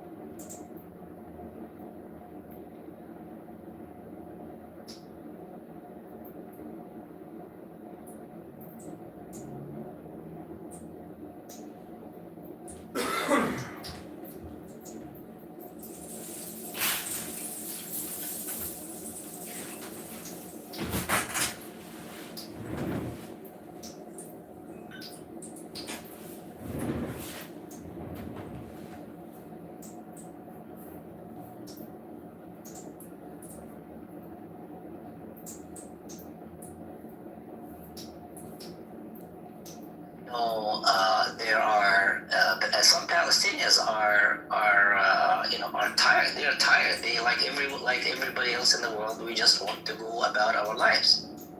I understand the concept that a person like Judy advocates for like, okay, let's just keep our heads down and keep moving, but that is not working for us. Those people don't want us to live with them, or they just want to take over our lives. They just want to kill us and get us out of here.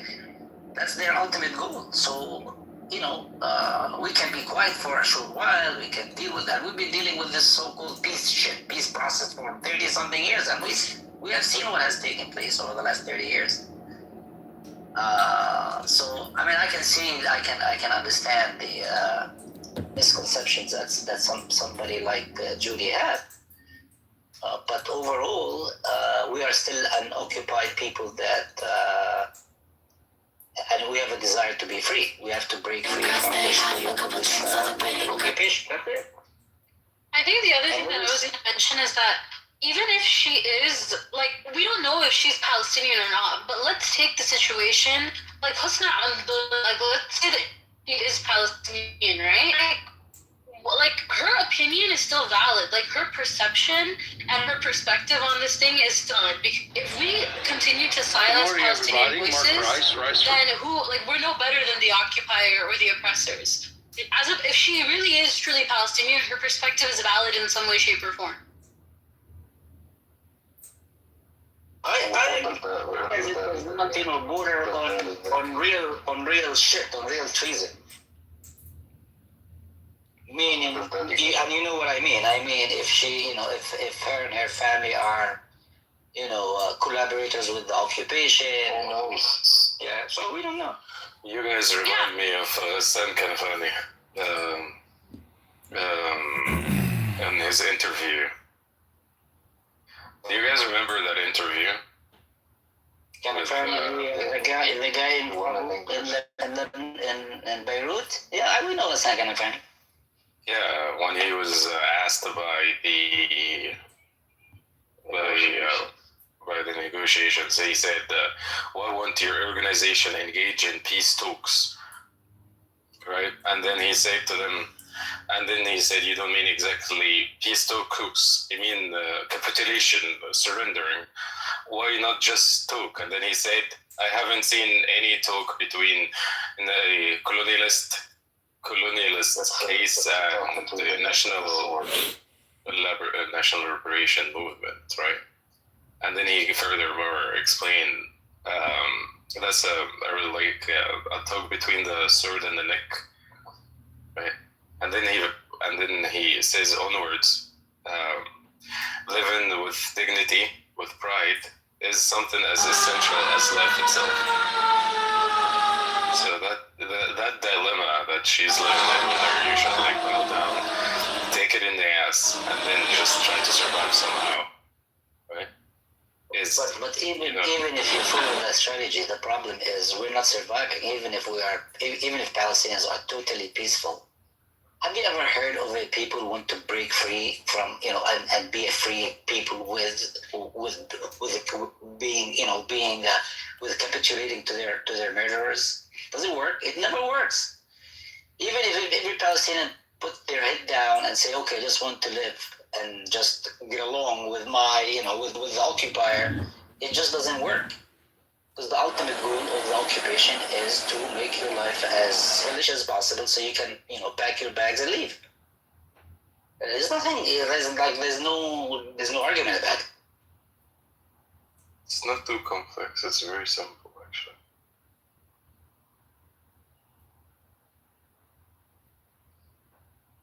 She never answered the question of whether Israel has the right to. This company is going viral for its new process that gives you permanent teeth in just 24 hours. Of the day to the 10-minute rule motion, I call Nigel Farage. Deputy Speaker. What do you think, Nolan? Does Israel have the right to exist? Hell no. My ass. Exist in my ass. On June 23rd, 2016, in the biggest democratic exercise in the history of these islands, the British people, despite being told by all the businesses and much of the press and most of this house, managed, despite everything, children be quiet. Managed. Order. I will be responsible for maintaining order in this chamber. Nigel Farage. Yes, Madam Deputy, I'm sure you will allow me the opportunity to continue to try and So, the position she holds, it is very problematic. What kind of weapons and pretty much just keep on tolerating the occupation for like 50 to 100 years. 200 years. And just keep getting butchered and slaughtered in the West Bank. And let the kids get thrown in the jail for throwing a rock at IBM truck. So, Jindal, what do you think about this position? This is a person we were talking about earlier. Edward engaged over there. Is there more people like this in the West Bank? Nah, very few. I'm sure she's living comfortably in America and everything is hunky dory and all that stuff. It's fine. I mean, it's okay, but I don't think there are people. Very, very, very few people like.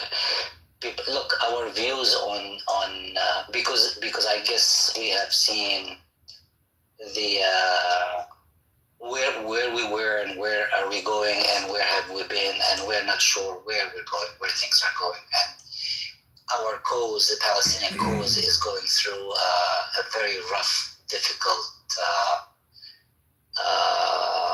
period.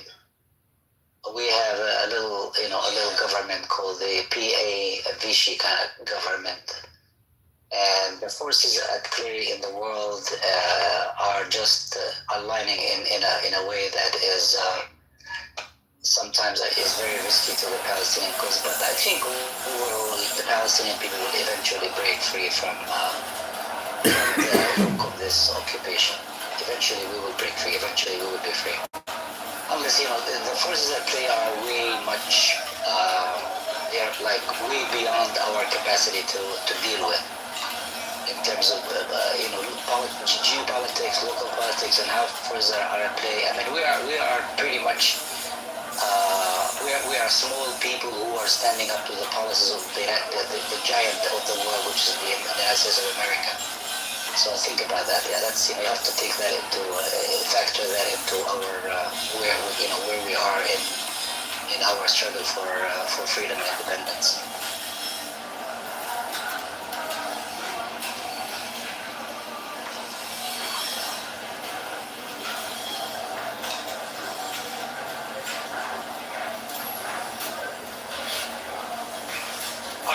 It's hard to tell how many people in West Bank think like Judy. It's, if you say, talk like Judy, you would probably get the same response she got here. So, I don't know how many people would prefer Intifada and how many people would prefer something a little bit more peaceful. Look, you Palestinians, yeah, they are tired, they're exhausted, they are. Yeah, we don't want to, we just want to go on about our lives. That's it. Like everybody else. Like you wake up in the morning, you go to work, you do your things and come home and, you know, just like normal. You know what normal living is? That's what we want. That's pretty much it. Yes. We don't go to bed at night thinking, oh, let me, you know, be violent today, or let me, no. We don't do that kind of stuff. We don't think like that. But we know what is sitting on our chests is this Zionist enterprise that is, you know, brutalizing us on a daily basis, that is making our lives miserable. Again, as I said before, okay, if Israel is so keen on, you know, grant us all, you know, Israeli citizenship. Grant all of us Israeli citizenship. And you want to do annexation, go ahead, annex the West Bank and take over whatever you want to take. But we want to live like everybody else in the same state. Into one religion's possible. Yes, I guess it's only a question of which strategy is the best. Is it Intifada or something else? Oh, shut the fuck up, Junior. You're such a fucking dumbass. That's we are. You're such a dumbass. What are you talking about? Who's a dumbass, Junior? Me? I think that is a serious question anyways. You know, there has been fighting going on at least since 48 and even earlier. And, You're a dumbass. I decided you're a dumb fucking ass. Why? Why you say that? Because he's a dumbass. Okay. Answer the question. Every now and then you have to think, what is the best strategy? Those, if they made a requirement of citizenship conversion of your religion, then would you feel the same way? Yeah, I'll convert this morning. I'm working on it. Oh, you're becoming a Jewish? Of course. What's the problem? Oh, so is that one of the requirements? I genuinely don't know. No, it's not required. It's a requirement for me, I'll do it. Oh, how many Palestinians who are Muslim do you think would follow suit with just the citizenship? None. None? Just me. Well, for citizenship, for Israeli citizenship, all of us will accept Israeli citizenship tomorrow. No. But you have to give up your religion. You have to convert to Judaism. No. I don't think people will convert. No, they wouldn't. They don't want citizenship that bad. What do you mean they don't want citizenship? We're talking about two different things here. I'm not really sure. No. Somebody proposed citizenship. You know, they annexed it. They're not going to annex it. But if you want to annex us and make us part of it, grant us citizenship, Israeli citizenship, we're okay with it. They say citizenship is only for people of the Jewish faith, right? Well, that's the issue. That's the problem. So would you convert? Well, you said you would convert. Me personally, I'm working it to convert. But in Palestinians, no, they don't want to go there. No, they don't want to convert. People are not going to convert, change their religion. Well, you do. So why is it so unbelievable that somebody else would? I'm an exceptional case. Okay.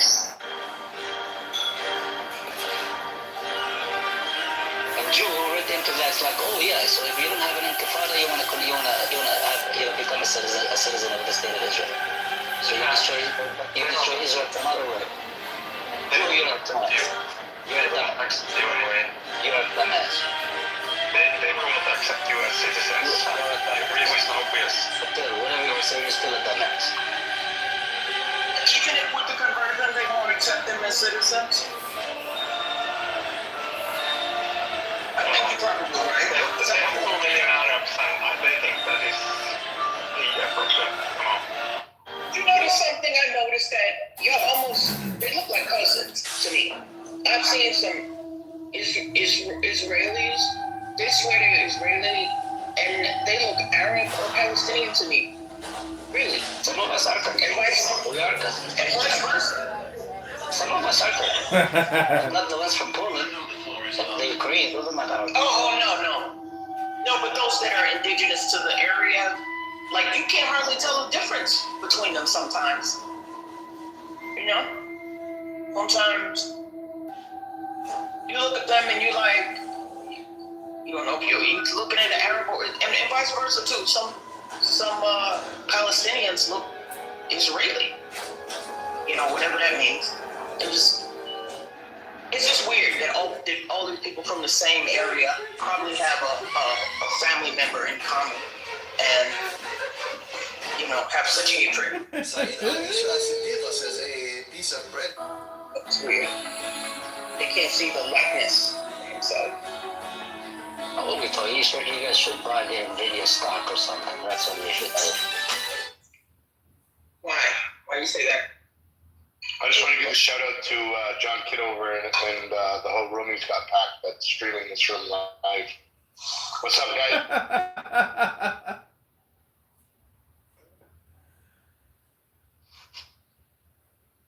Was that a drive-by, Amir?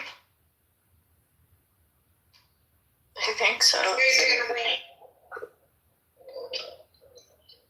So today, Samson acknowledged that he records my rooms, by the way. Yeah, all of these people are sick. BB records rooms. They're disgusting, filthy dogs. John Kitover, I think maybe he's in the audience right now because he's a son of a bitch. Right? He likes to record rooms as well. I don't record rooms, stop lying. Okay, you do record rooms. Stop lying. I told you how much willing to lose. It looked like it. Yeah, you do record rooms. Shut your fuck. How about record rooms? John Kitover has been recording for hours, though. I sent it in the back channel like 3 hours ago.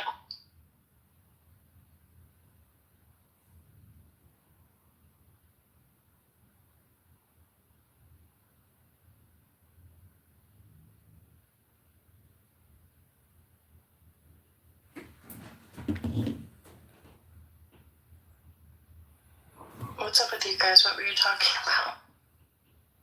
Talking about Nvidia and how it was just recently valued at $5 trillion. Oh, did wonderful for me. I'm not surprised. The Black Steel did great too, right? I told that Which one? They can turn your room into a stock tree. Reverend, It's okay, Irvin. It's okay. We go with the flow. Whatever we're gonna move the conversation. It's okay. We can't always be serious about it.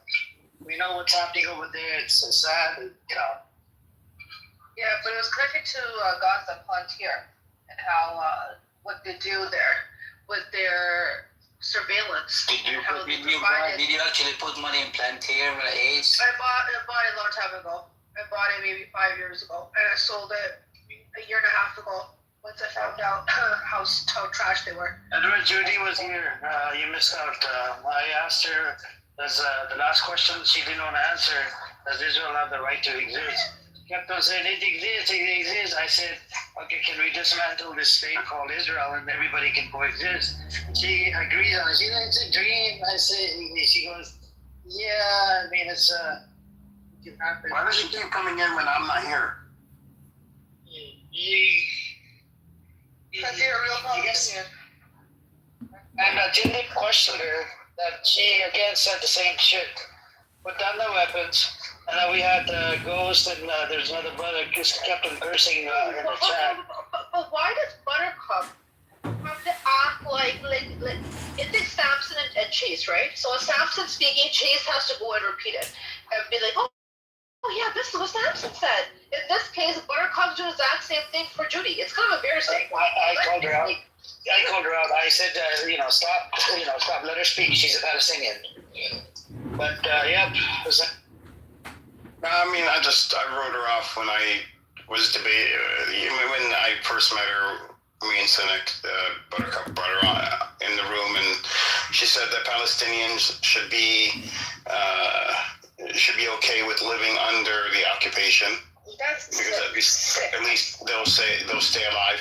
But she's in America, so it's also hypocritical. So she left, and then she's saying everybody else should live under the occupation, and it's Maybe okay. she should go back. Then if she's so adamant about that. No, because she makes a lot of money here. I don't know what she does, but So what? So if she thinks the occupation is good enough and it's great for the Palestinians, then she should go back there and work for the Israelis. she said that as long as we're able to live, that's all that matters. It's okay to have an occupation. Does she know the definition of living? Because you could be living and hanging out. She said her family members were killed in prison. But is she when she was growing up. actually? See, this is the thing, Edward. I sometimes wonder: is she actually Palestinian, or is she just being used as I don't know, Gender, did you speak with her in Arabic? No. Yeah, she can be Palestinian. Yeah, it's no big deal. She's Stockholm children. Where she's from. I think Cynic mentioned her. She's from the West Bank, but where from the West Bank, I don't know. She could be from Hebron. She could be from, I don't know. What did Cynic say? I don't know. Yeah, she's Palestinian. She could be. What do you think the reaction from Cynic would be when she's saying, it's okay to live under occupation as long as you're living? That's all that matters. I mean, you can imagine the response. But she just didn't make any sense, and she wants to be. And I think she's no longer Muslim either, as of a few years ago. So I think she wants, and I've run across people like this. She wants to be accepted by here in America so bad, and she thinks.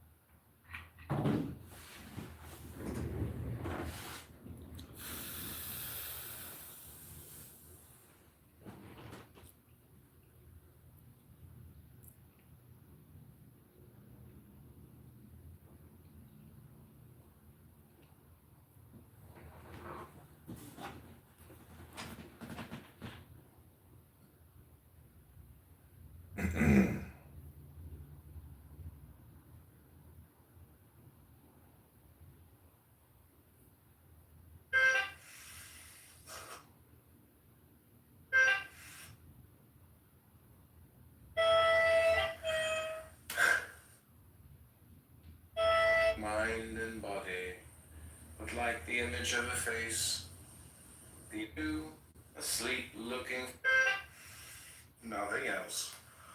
When the ego is dead, but the moment I free from anything, tell you are at this place, freedom.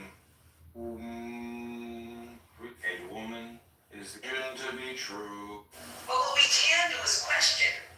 So the thing is, Prove that it was fine immigrant alien invasion on our hands. okay, we got it. Comply with the police. Yeah. Possible. This is your Oh.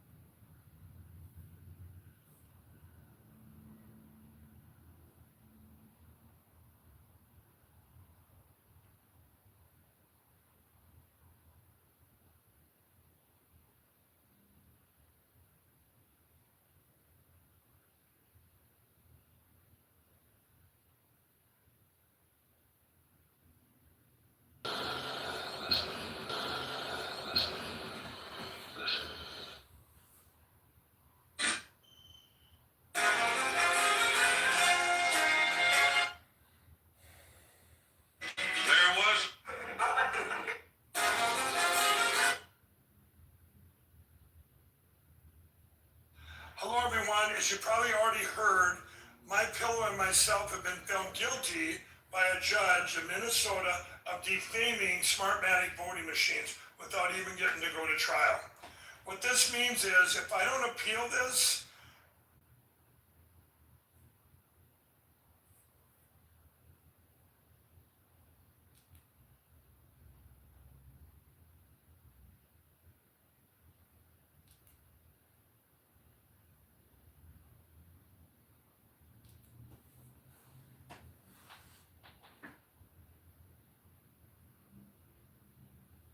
Holiday season is just around the corner. Ladies and gentlemen, this is Corner.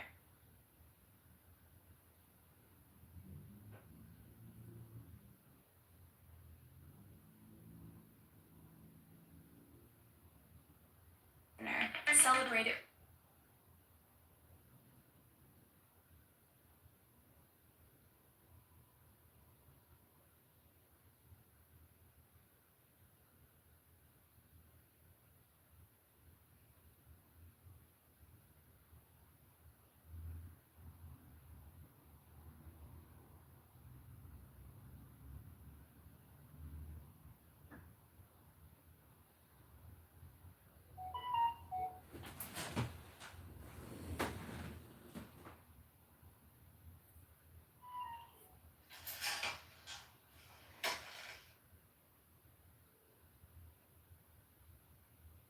your basic wealth. They are like clouds that temporarily block the sun, but all the time on what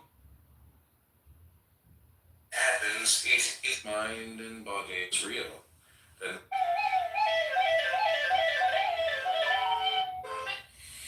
nothing else. It is something and so kinds never touch the soul. Daniel Negro, because no future. When nothing's left out of all is every your basic wealth. See you.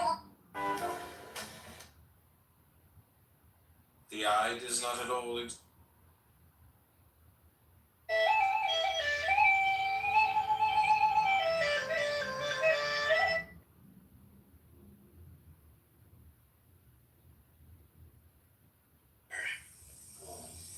but you'll be able to step out of it.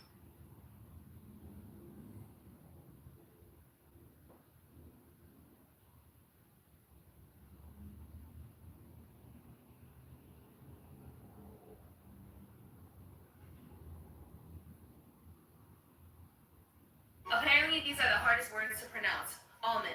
It's almond. But No, it's not. Schedule. That's easy.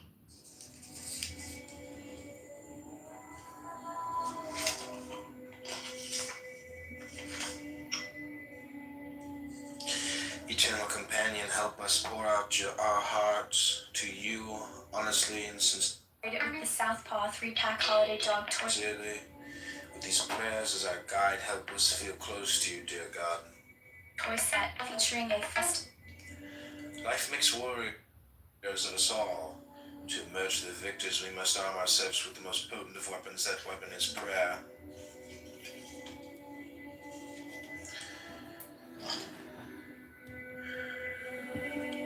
Actions, no place too far. First tell me this, is there some secluded spot in the vicinity where I can go to pray? Congressman asked. He had just arrived in Breslov, the town whose name the Breslov movement has borne ever since. I know of a place that would be most suitable, the Hasid replied, but it's quite far from here. Far, the Rebbe exclaimed. What do you mean by far? Far from the mind or from the heart? Reb Nachman later taught, when your heart yearns, distance is no obstacle. In praise, my God, I work and I strive, never knowing if I will succeed. You and only you can give hope to my dreams. With your help I am spared wasted efforts. With your blessing all hardship I endure can bear fruit. You and only you are the key to success in all that I do. Courage to grow, Almighty God, source of all the energy of life. Without you I am helpless. Give me the courage, the physical drive, the emotional energy, and the spiritual will to risk in order to grow, to welcome every challenge as my life unfolds. Full life. O life of the world, grant me a full life, a life which may be considered long because it has been filled with right living, and considered rich because it has been filled with holy acts. Making ends meet, source of all sustenance, sustain me nowadays, or even living simply, working only to acquire life's most basic necessities, demands so much.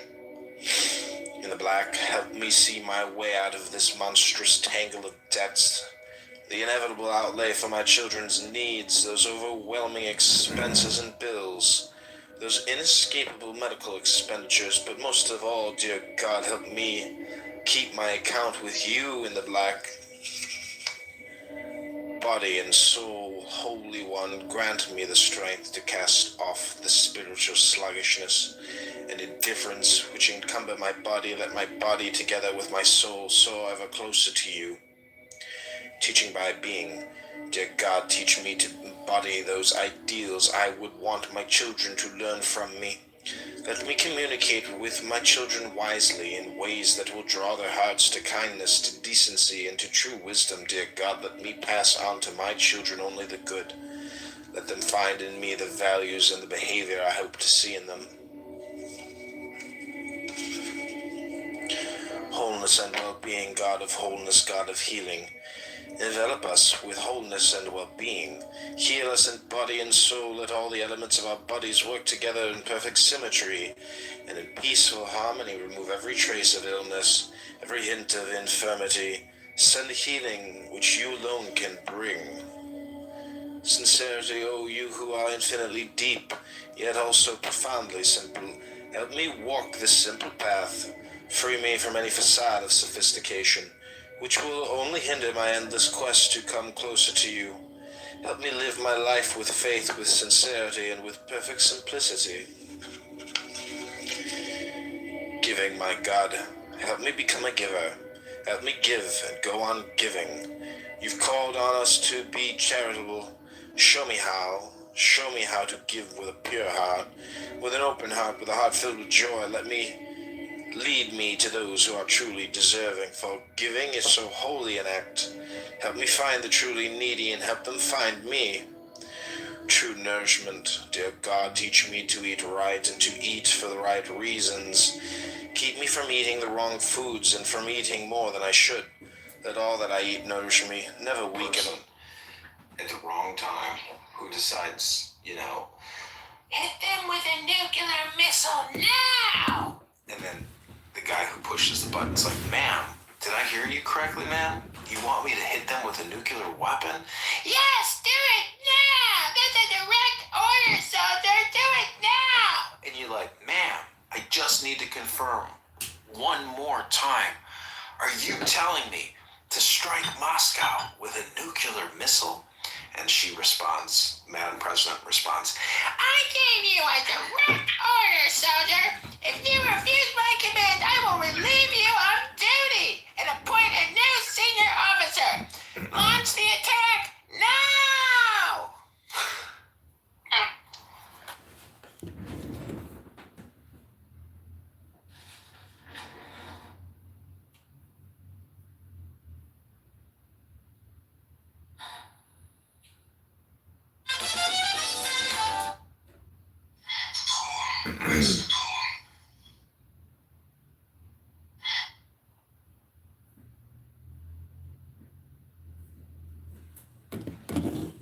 Harm me. With the food I ingest, create a perfect balance within me, in my body, mind, and soul. Gaining perspective. Dear God, I need your guidance. Bring perspective to my life. For the meaningless allures of this world control me. Let me see beyond the coarse requirements of my daily subsistence. Let me bask in that which is truly precious, in the beauty of my relationship with you, dear God. Working to live, though I have no choice but to work to support myself and those who depend on me. Let my job never dominate my life and psyche. Let me never be so caught up in the pursuit of my livelihood that I stoop to dishonesty in order to get ahead. Let me make no transaction without recognizing that any measure of success I might find, I can come only from you. Oh God, see my pain, see the constant tension and anxiety with which I must function, with which I don't function.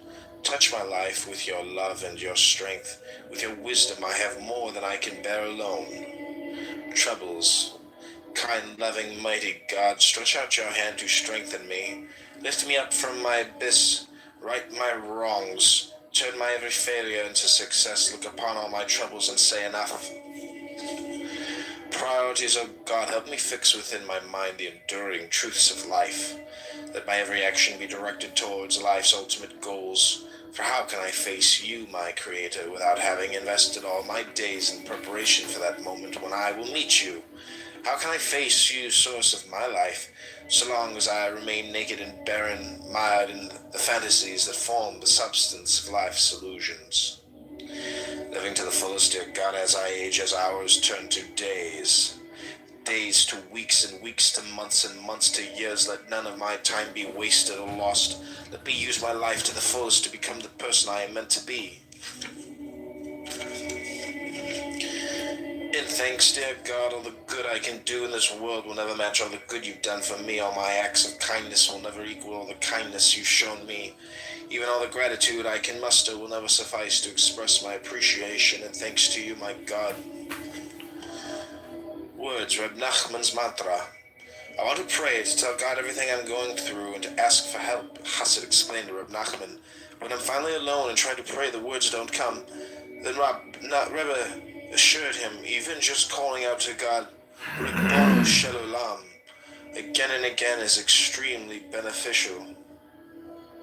Once when informed that someone was able to recite 1,000 pages of Talmud, Reb Nosson responded, yes, that is impressive, yet there are those of the Rebbe's followers who can repeat the phrase Ribbonu Shel Olam 1,000 times.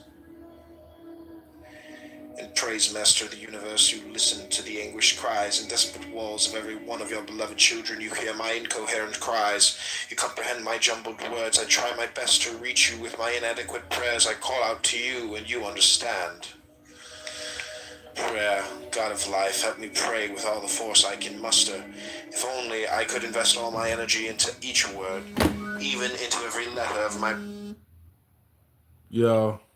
I pulled the so the Illinois court is terrible. It would give me renewed strength, renewed spirit. Sorry, what was that?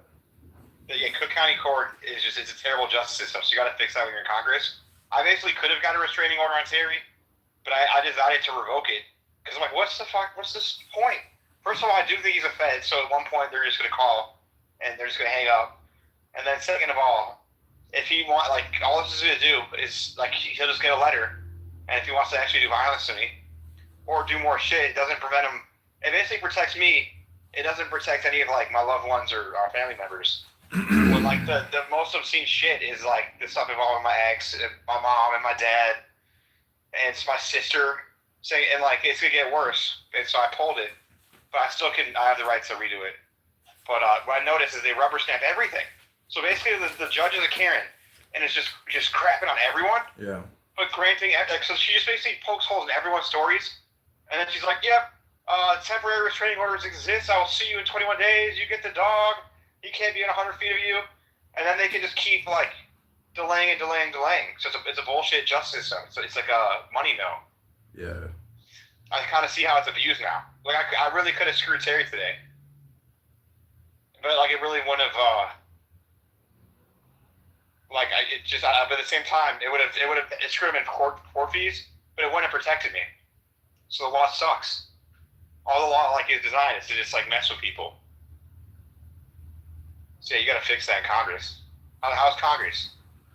Well, I do know that I'm gonna pressure Illinois Senator LaPointe to change the debt collection practices in Chicago with regards to foreclosures specifically. Let's go. Dude, I gotta go over to Staples and get this binded and print off the cover sheet. Yeah,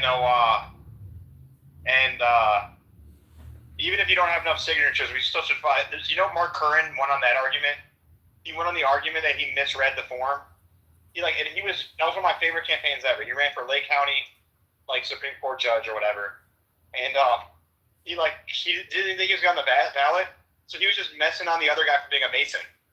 He was just shitting on the Masons. It was wild, but he made the argument that he just like misread it, and they let him on. Well, so just try to get as much as you can, and we'll you know. Honestly, I'm looking at these, I'm pretty sure these signatures look good because the county that all of these in are in district, and so. But I thought you have less than you need is the bigger number. Dude, what are you talking about? It's not 700. What's the minimum? There is no minimum. That shit was Democrat, and the other column was Republican. Yeah. The Republican side was 1,700. Yes, because it's a more majority Republican district. Oh, I thought it was opposite. Yeah. No, I'm sorry. That's what I'm saying. Is worst case scenario, we got to make the Hail Mary constitutional argument. It's unduly burdensome and confusing, and the gerrymandering. So that's worst case scenario. But it sounds like you're gonna be close, right? No, I only have like 1,170 signatures. What? I only have 1,170. So this is Halloween weekend. This is a big weekend where you, in theory, could do it. But if not, I think you just submit as much as you can and we make the argument. Dude, you might not be right about that. I think you got the numbers mixed up, dude. 700. Maybe I did. 700 was the minimum. We confirmed all this in the very beginning of the campaign. My campaign coordinator, Roger Mayhem. Who the fuck are you? Oh, well, shoot. I could have misread it. Yeah, dude. I don't know. You're gonna have to text me a link. I've asked you for stuff in the past I never saw, but my campaign manager and I, Roger Mayhem, we had all this worked out and figured out, and we've exceeded the number significantly. So I don't know where you're coming from. There is no maximum though. So what's that 1,700 column? Dude, that could have been the Democrat. I don't know. I don't know where you got your. There's more Republicans though. So so basically there's more Republicans than you need. More Republican signatures. Anyways, like dude, it's flipped. I don't know where you're coming from or where you have to text me some shit because you send me like a cut off juxtaposed screenshot and I can send you other stuff. So. Okay. You can look at the 2026 Illinois candidate guide. That's what you need to look up. Bro, I don't know what to tell you, but are you a fish? Are you on that wall? Are your lips moving? Is your mouth open? It opened his freaking mouth. County Cook. Listen, dude, I'm sitting here filling out the tops and bottoms, man. I've been doing this for an hour and a half now, and I'm exhausted. Just filling these tops and bottoms out is crazy. It's like, if I ever do this again... I'm really proud of you that you got that many signatures. And by the way, what I'm doing is I've been requesting other people's ballots left and right. So I'm going to do the same thing and just try to kick people off. Or publish on the Illinois Record. I think I'm going to publish on the Illinois Record who's like in bad shape ballot wise. So I don't understand why is it suspended? What's suspended? Your X account is suspended. Forever. Yeah, what the fuck? Because I think isn't that crazy? Well, are you gonna appeal it? Permanently. Well, you can appeal it. I already said no, and I guess I clicked it again. I'm pretty sure there's like a I had to appeal some shit. I'm pretty sure that I was right on the freaking money, and Terry's a Fed, and that shit info came out because there's no like a little spam, but it literally was just posting the link. Wasn't crazy. Let's say like 20, 10, like at worst, probably realistically like 10. I always do that. When I do an article, I'll just like reply. I don't think that's worth a permanent ban. That's fucking crazy. Well, then the other thing is I quote. Someone called me a kike. And I put that in quotes. Like in a positive, like kind of being like, hey, this is what's happening. The thing I is, think it might be that. Appealing is kind of annoying. You have to like log out, log in, and then click on a link. And it's like, I've had to do this many times. So I encourage you to you're probably really good at appealing. I encourage you to follow up. And I will, because I can't, I would really lose out. Yeah, do not lose that account, bro. That's a great account. Illinois Record. Do not lose that account. Follow up with the appeal for sure. But so you saw that? You don't see any of my tweets? No, it says suspended. I texted you screenshots and your dad screenshots. Yeah, that's wild. Yeah, that happened this morning.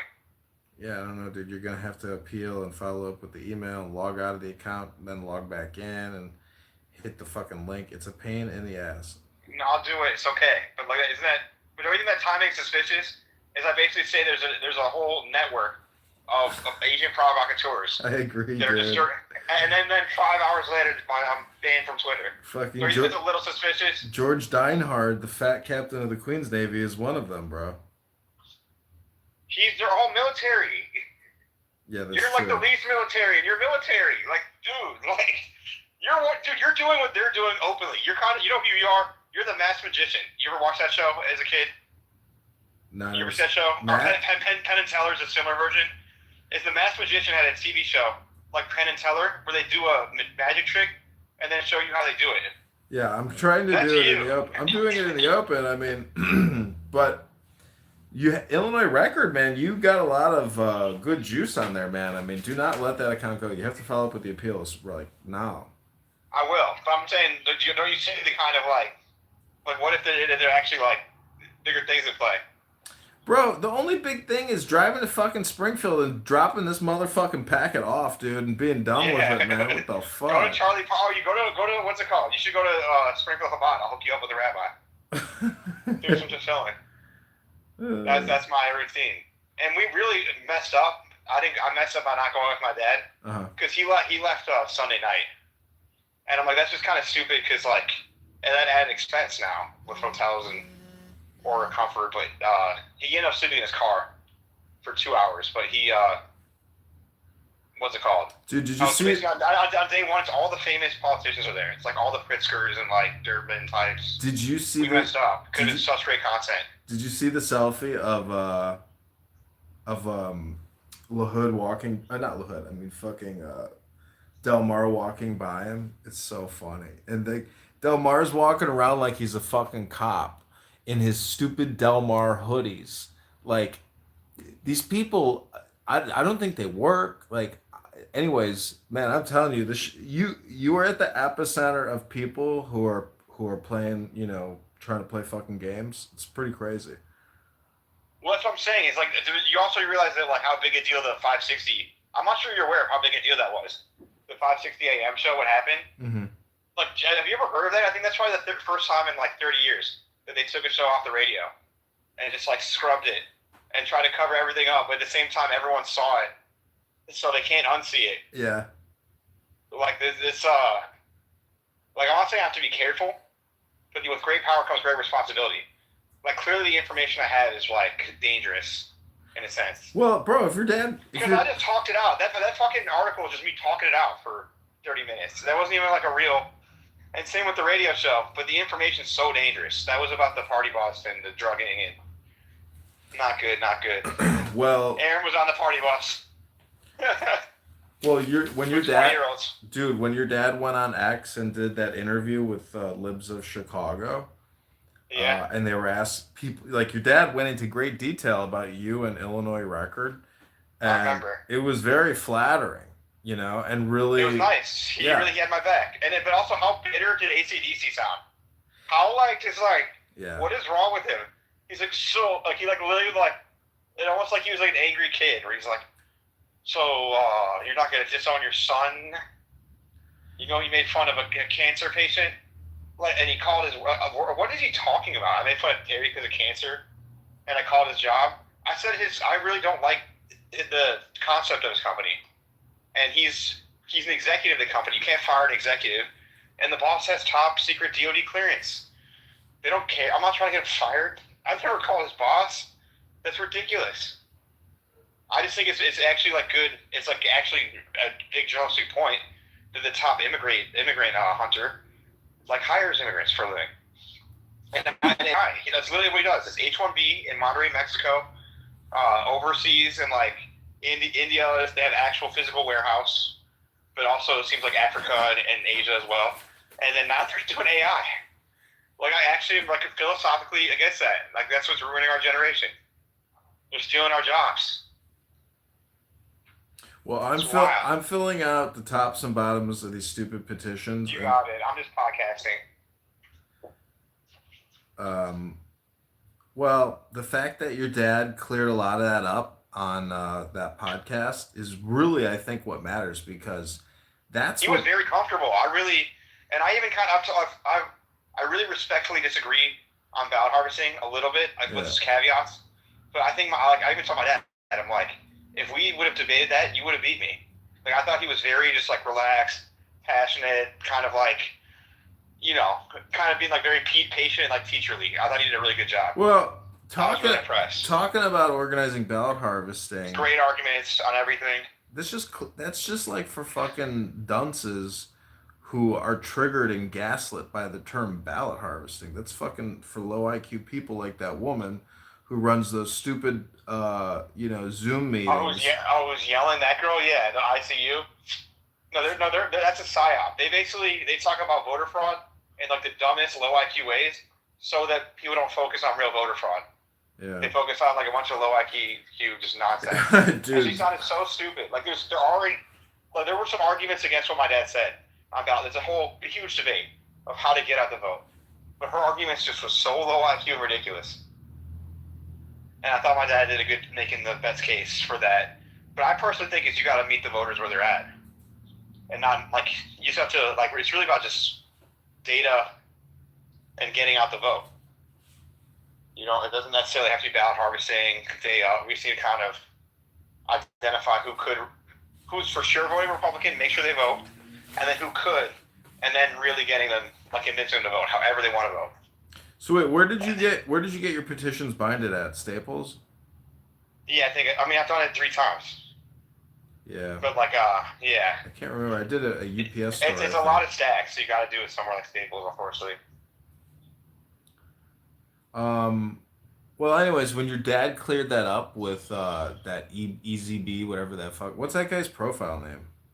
AC/DC or which one? Yeah, the AC/DC guy. After all of that, there's this guy who works at he works at Northwestern or University of Illinois, and he sued the college, and I debated him when they let me up. And he jumped up right after your dad was finished tearing it up for like 30, 40 minutes. And he's like, I just want to make sure that this never, ever happens again. This can never happen again. This will never happen again. And It's a psyop that my dad was on, you mean? Yeah, I was fucking it's a total dying. Psyop. It's because my dad's associated with me and like Joseph. They're really, none of us, there's no conspiracy. It's just we're all kind of saying the same stuff, and it's dangerous information. Yeah. That's why they hate Joe. That's why they hate you.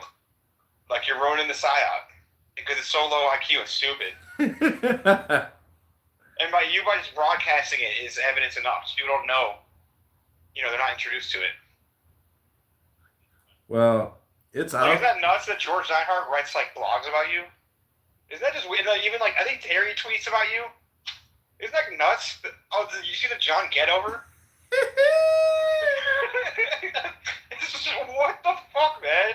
You're like, they don't even know you don't have enough signatures, and like, are you? I mean, you really could. I don't want to. I'm sorry. I'm being a fish right now.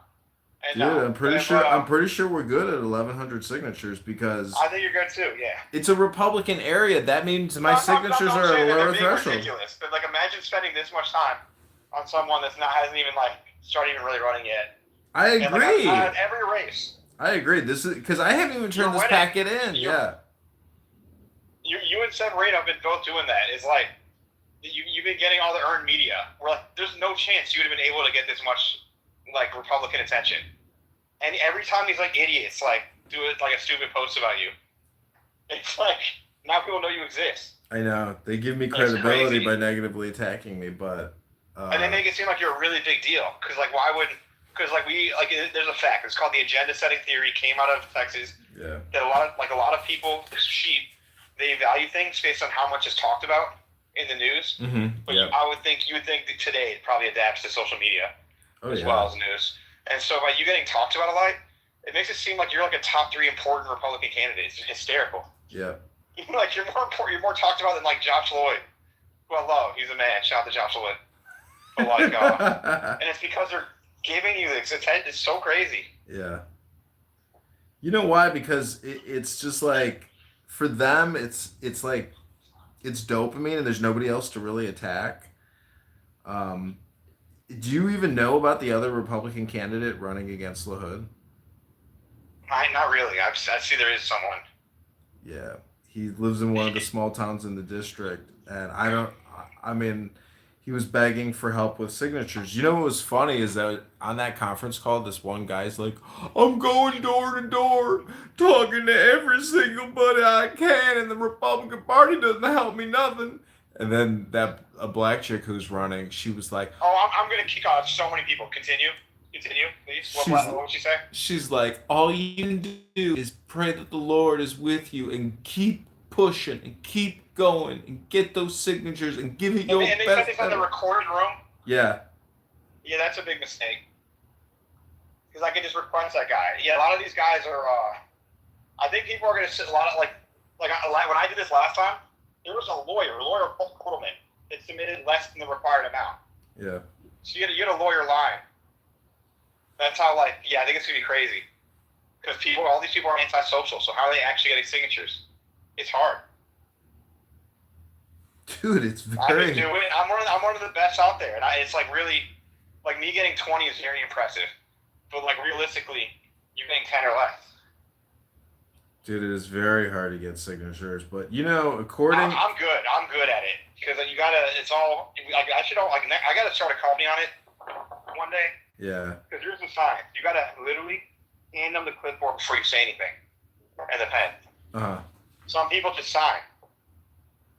I agree. I mean, I've done it too. I've gotten hundreds and hundreds of You're signatures good. as well. You're good. I'm saying there is that's a problem too. Is like the people that are not a problem are unfortunate. These loser Republicans, they don't have the basic skills. I know, it's all public speaking all the time. It's all just communication and just being decent. Yeah. Not being threatening. Well, being smart and like where to go. I'm telling you, man, after this election, I'm definitely going to run for another Chicago position. I mean, I might run for alderman, I might run for mayor or commissioner, because if it's local and the show goes on. The show goes on. Yeah, this congressional, this political movement is going. It's not ever going to stop, because I can live here for the rest of my life and just campaign at the Jefferson Park Blue Line and get enough signatures, like Lindsay LaPointe. The senator here, the state senator, I should unseat her ass for knocking on my front fucking door. Yeah, you should. And one of these days will win, including maybe this election. Lord is such a piece of garbage, and Trump was just endorsing him for Congress vote. It's such a thin margin, and it's not a serious endorsement. Dude, he got like, he's got 26 or 36,000 followers on Facebook. He posts a Trump endorsement. He gets 80 comments, and 90% of them are "fuck you, motherfucker." Like every single comment is negative. They might cut him out. Do you know that every Democrat might just vote for me to prevent him from getting on that motherfucking ballot? I agree, but also there might be a gerrymandering, and they're going after you. Are you following that in the news? Like Dan Bitts just made a whole speech on it. The speaker, the minority leader, met with Pritzker yesterday. Mm-hmm. They want to change your district, make it more Democrat. How crazy is that? Well, that just makes it easier for me to get on the ballot. I know, exactly. Then you would have to argue that the numbers should go down. Listen, I think you got the numbers backwards, my friend. I'm gonna Google it. Negative Nancy. No, it does. It's too late, bro. Like, you can't be negative at this point, because we've already invested the entire soul operation into getting what I'm filling out right now, tops and bottoms. Well, Roy Cohen said never defeat, never admit defeat. You're not going to lose, so it's fine. Winners never lose. They only run out of time. And so, we'll see what we can do. Maybe you can have some blessings on the evil holiday of Halloween. Yeah. Get a bunch then. But, dude, I'm not getting any more signatures, because then I'd have to get them notarized. Then when are you going? I gotta go to Staples now so I can drive down tomorrow morning. When do you want to go? You want to go to Peoria tonight? You're not waiting until like Sunday, or wait if I were you. Well, what about even going Monday? That's what I'm telling you. Oh, you could go with Rocio needs someone to drive her. Would you maybe drive with her? Because she has bad eyes. I worry about her. But that's the way to go. Is because if you leave it like even if you left at 6, you'd get there at like 9:30. You're talking about 6 in the morning, right? You guys need to leave early. You need to leave from anywhere from 4 a.m. to 6. Does Walter need to go down there? Yeah, I'll talk to Walt. I don't want to sit in a car with him. No, but Rocio's cool. Do you know Rocio? No. She's running in D9. She's getting signatures right now. They make fun of her too. She's the one they call her like a crackhead for no reason. I don't want to drive down with her. She has a little medical condition that she literally has medical condition, and is a teacher. And she's Mexican, so they call her like a Mexican chihuahua. This is what's his face's girl. girl? They fuck with her eyes. You see that? Have you seen the memes? She calls him off. She called Aaron Delmar a sex trafficker like a year ago. It's hysterical. She just Rocio's fearless. Dude, I think you guys will get along. Dude, when I saw your dad's selfie video walking the line, you could tell people were pissed that he was even filming. And then when that's why I want to go. We should film next time. That'd be so much good content. Dude, it would be. Dude, that. They have to wait too. They'll go a little early, so we go for 1 hour. So as soon as Delmar, it's so funny because Delmar's walking around like he's an enforcer and he's got his bodyguard and he's in his Delmar uniform. And the fact that he's, being interviewed by the news saying the campaign is thinking, is Trump. How slimy was that? Wow, he basically made it seem like Trump endorsed Bailey. Bro, not just that, but even the message he wrote for the deceased, it was like that was crazy. That was wild. What? He was a fun guy. I'm glad I met him a few times. What the let's go. fuck? That was wild. What the He didn't fuck? no prayers, no it's not so sorry. It was kind of didn't he say you would it's I would think it'd be sorry terrible or something. He's no Shakespeare. He's no fucking Shakespeare. Holy shit. It was also like he doesn't care a little bit. That was wild. So yeah, I met him a few times. But good guy. Oh my Great gosh. Dude. Great dude. We miss him. Miss you, bro. Bro, do you think he's gonna drop out? Because how the hell do you No, I don't think so. I don't. He's talking political to people already. I don't think so at all. Oh my it's crazy. Gosh. Well, good for him. I mean, because I don't know, man. He probably should drop out. Bro, how do you know what? This is the type of thing psychologically where you can move past terrible tragedy because you think it's for the greater good. No. He could have never run. He should have never run in the first place before the tragedy. He's a terrible. He's my whole radio show was basically about how his campaign is an absolute scumbag scam to repay the $300,000 debt. Oh, I see. He's not trying to win at all. And his finance, look at his finances. They say he didn't spend any money this quarter. And the thing that's in trouble is ever since the radio show, the radio show was it was me interviewing a witness, a whistleblower. And this, did you hear it all by chance? No, I didn't hear it. Oh, it was like he said it was the worst radio in 30 years. But what really happened though is there was a third guy, and he said he was literally there to defend Delmar. It was weird.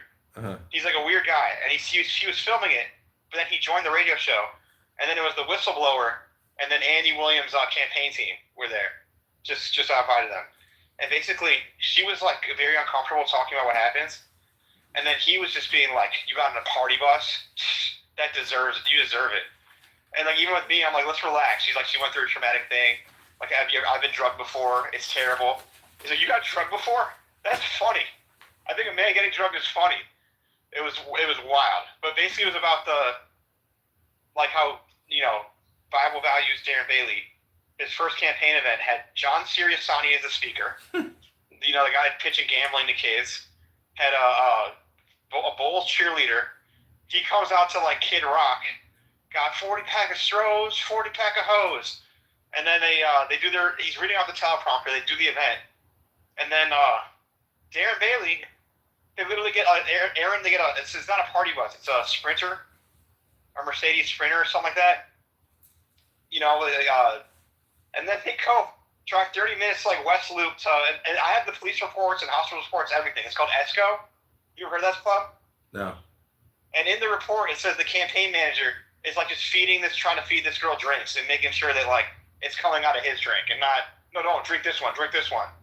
and that like people on the campaign are grabbing her, and Aaron's there, and I personally talked to 3 witnesses, and everyone admits that it was like basically Aaron Delmar, like campaign staff, and then there was like literally like 3 to 4 girls that are described as like bottle service girls that had never met Bailey or anyone ever, and it was weird, but then they come back, and she you know there's a dispute of drunk or drugs. But like she was speaking Spanish in the police report, and I'm like, you'd be the first person ever that whose language skills improved after they got drunk. So I think that there has to be drugs in the mix. But like I just got the body cam footage, and the campaign manager of another candidate is in the video, being like, and he's under 21, and he's like, we were drinking, let's it was a campaign event. We just want to make sure she's safe. So that's Well, when are you gonna release that? And now that Illinois Record is down, it's like, what the fuck? You lost your fucking you lost your publishing company. With the tweet, that's what I'm saying. But like, I still have the emails. But that is a major loss, losing the Twitter. Dude, it's just so quick to easily distribute. I mean, I might not do the story though. What I've been kind of thinking, John, is I might want to write more fiction. Because it's just like, it's so, like, I'm like no longer interested in these people. Yeah, and they're so scummy. Yeah, but who cares? Weird. How do people not know this shit? That's kind of where I'm at. Just keep stirring the pot. Don't deserve the record almost. Just keep stirring the pot with them, because it just causes them mental chaos. That's what they deserve. Yeah, I'm leaning towards keeping, but like kind of, like I do want to write, because I want to write a fiction. That's always been the end game, to write a fiction movie or TV show about running in Illinois Republican politics, because I think it's hysterical. Look at all the characters around us. Yeah, but that shit would be so funny. Yeah, but you're already doing what you're talking about, bro. I hate to break the news to you. No, I'm not. I'm saying I need to just kind of write about what I'm doing as a movie script. Yeah. And then sell it. And You're already doing it, dude. What? You've already done it. A little bit. A little bit. You got the whole fucking network, the whole map. You got every script already fucking published on IllinoisRecord.com, dude. It's all there. I've read some of it. That's what I'm saying. But like, no, it's not. Because I've always kind of had I want to make it like Caddyshack. And there's a lot of characters that I haven't mentioned that are from like way in the past. And like, by the way, one of the first person I ever wrote about, and it got published on Politico, was Nick Sauer. And before I got banned on Twitter, he followed me. How full circle is that? Yeah. He's the guy that was catfishing dudes with naked pictures of his girlfriends. He had 2 long-distance girlfriends, and was like entrapped, and it's revenge porn. And he was like a rising GOP star. And he actually wrote the law that like got him arrested. Well, isn't that fascinating? You know what's amazing is, remember when I read your article about all the candidates for Republican governor, and that girl Christine shared it? Yeah. That went viral. Like, you basically, Yeah. Too much. Lindsay LaPointe, the state senator, she must know that I was running for Congress because I follow her, and she was like, if I was running for Congress, I would be on MSNBC. That'd be so funny. Yes, you might. But that's what I'm saying. I was talking to Walt about this, because Walt, you want to hear some good news, John? Mm-hmm. You should maybe join Walt's team, because you can run federal and state. It looks like if Walt gets on the ballot, he might win. There's only one other girl running, and I don't think she has the signatures. She hasn't turned them in yet. Like, old lady. She's managed by this like scam like, I don't want to call it a scam, but like this like, I don't know, whatever his deal. He charges like $10-20 a month to be a campaign manager. Mm-hmm. There's no chance he's getting her 5,000 signatures. And if Walt has like 7,000. Really? Yeah, because he is on a slate. We learned something new. So he got to collect signatures with a Senate candidate. Wow. That's connected in Chicago. So who organized all that, though? Capillari. I think they just kind of came together, because they're both kind of the same boat. They're both people that are just like, I don't want to call them Nepo babies, but they are kind of like, they've been around the Chicago political system for a while. and so they understand like those kind of shortcuts. We're like, we could do a slate. We can he's a good guy. But even if you do a slate, you still gotta get physical signatures, bro. There's no easy fucking way to do this. Walt and this guy did. Well, I know Walt. You didn't. And that's fine. You're fine. It's because you ran in a district that's 2 hours away. So it's But that's all Walt did for 3 months, and this other guy. Walt was hustling. And you have to give Walt some credit. Really? No, it's not. If you actually break it down, it's not as hard as you think. You know it's what? Really not. You know what I was thinking as well is Perry Abbasi. Yeah. If they do challenge the petitions, having him be the lawyer, because he'll be able to do follow-up media with me if they kick me from the ballot. So it'll be interesting. Maybe you can ask him how much for because I've talked to him about before. It's he's done that. You should do that 100%. He does that for $700 or something. But with that's why Walt's in a good space too, is he has Perry for free. So if Walt wants on the ballot, I'm encouraging him. I'm like, Walt, I renewed my license last week. The DMV is not that bad. All the badness we can't see because it's all the patronage jobs. They hire the most amount of state employees out of any agency. But that's another reason why it's so hard to beat Julius is because they have so many patronage jobs. All those people can be volunteers, and they're all voted for. But anyways, and the DMV is not that bad, and all the stuff he was proposing was I think GID should be free for seniors. I'm like, they're $10, $30. That's a joke. Cool. But who the hell would vote for someone over $30? That's wild. But anyways, I think he wants to embrace the meme. Have you seen some of his Twitter content, Walt? No, I haven't seen it. He says something I told him you should embrace the closet homosexual stuff. He's got to do that. Because on Twitter, him and Perry say a bunch of I don't know if they're kidding or real. Walt will be yeah, I love it when my friend sent me pictures of their butt. I'm an alpha male. Or tweet shit like that. And that's gonna be the Secretary of State candidate. How funny would that be? But I'm you gotta be satire, not parody. And actually have a message behind it. But he should be closeted, homosexual, and just other stuff. He needs to be more funny. Well, Perry. People text me Perry's content. Perry's just there. Yeah, I wanted to work. If you follow his Twitter, I'm just saying, forget everything. I think some of it is obviously, crosses lines, but some of it is so offensive and so absurd. I'm Walt, you need to just let Perry be your writer.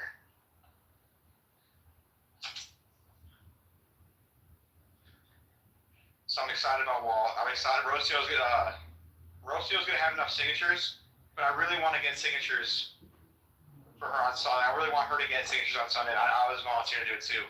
And so if you left Monday morning, that'd be huge.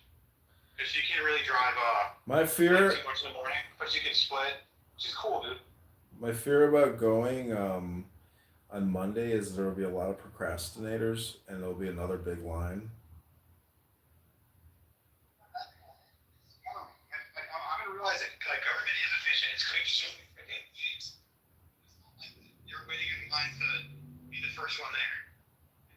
I've done Springfield twice. It's not gonna be a big deal after. It's gonna be a huge deal from 8 to 9 for sure. But and also it's not that big a deal. You're talking 20 extra minutes on a 3-hour drive. Did your dad sign the loyalty oath? No, I'm that's ridiculous. I'm it's so hypocritical. Every candidate's going to expose, everyone and and they all lie. That's all the pictures sign it. All the people that directly break it, sign that thing, and it's just so crazy. They're just forcing you to lie. Don't sign it. And he did it. So good on him. That's honorable. Code of fair campaign practices. How obvious does that sound? Does that sound real American to you? And like, you realize how bad the elections were in like the late 1700s, early 19th century. Dueling, lying. Like Hamilton, the play kind of covered that, like sex scandals, and like the stuff was like worse back then.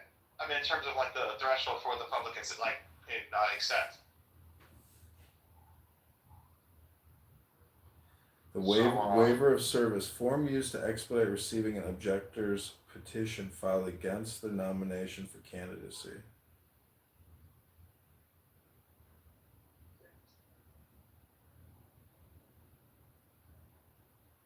(8 a.m. to 5 p.m.)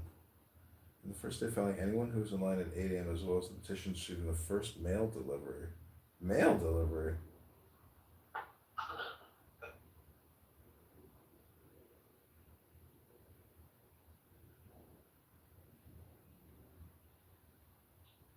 Oh, the ballot position lottery. So wait, your dad's gonna be number one, right? He went early. Yeah. He went early. And the line was like, I have Bruce Leon's chair. My dad was hanging out with Bruce Leon. And he had to fly somewhere else in the country for whatever. And like, Bruce brought a chair. A lot of people just like, that's why the line looked big. Because people like went at 5 a.m. Because they really want to be, because Bruce, his election is 15 to 20 candidates in 9th district. Those ones are going to be wild. Actually, it says the last day is November 3rd. Yeah. Is that not Monday? No, Monday's the 1st. Oh. Then you should go. Oh, then hell no, don't go Sunday. Well, no, I don't want to go Sunday. You can't file. You should go towards the end anyways. Not like, even if you don't get more signatures, it doesn't matter. You don't want, basically there's a hard stop of when they can challenge you. And so you want to be, you want to give them as little time as possible. So you want to file on the last day no matter what. Mm-hmm. It gives them less time to look over your crap and care about position at all. And by the way, there's like studies that show that like if all things equal, ballot position like really can mean 1% at best. Mm-hmm.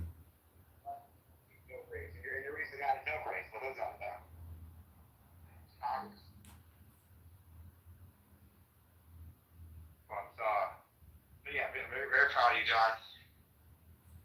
Yeah, thanks. I mean, it's so crazy how fast it goes. I mean, because I was literally like, organizing all the Craigslist and petitions just like day to day, hour to hour, onboard to onboard, and we struck it rich with our girl. I've already forgotten her name. Yeah, but she came through even though her mom was sick. Oh, mom's okay. But Dude, I hope the fucking petitions are legit. Like, I look at some of them and I'm just like, man, every single fucking signature looks similar to me for some of them. Well, then you gotta be careful about that. I mean, they're notarized. Here's the thing: is when she go to jail, That's what I was. She notarized them, right? She notarized them. Dude, so if that's true, that means her and the notary get in trouble. No, she Not didn't. You have no reason to believe it's fake. She didn't. No, I have no reason to believe that they're fake, but some of them look. Everything looks legit and good to me. The thing is, I just wonder, like, are we gonna have enough if they challenge, and how crazy is the challenge going to be? Because that's a Perry question. Because like Perry told me Springfield was easier than Chicago. It's kind of like a court for me. It was rubber stamp. It was ridiculous. Our court system's a joke. Dude, if you wanted to evict your tenants, you should have just got a restraining order next time. No, I don't want to evict my tenants. What? Dude. I don't want to evict my tenants. What are you talking about? No, it's like it's in theory. I'm just talking in theory. I don't think you have tenants. Like you're doing Airbnb. So look at this. The authorization to receive notice of injection by email. Did you fill this one out? Waiver of service, otherwise sent by registered mail. Oh wow, okay. And then the Illinois voter guide. Well, I think it's really important before you actually do the binding. Well, I guess it doesn't matter too much because you just add a sheet. Is call the FEC tomorrow. Why? State. Why? Because it's the government. Let's use our resources. You can call them and you can ask them these questions, and they actually give you the direct answers. It's surprising. That's the caveat of too much government. It's like it actually is surprisingly accessible. That's why they're the authority. I'm going off memory. Certification and deletions, even. Like, why the fuck would I want to delete anything?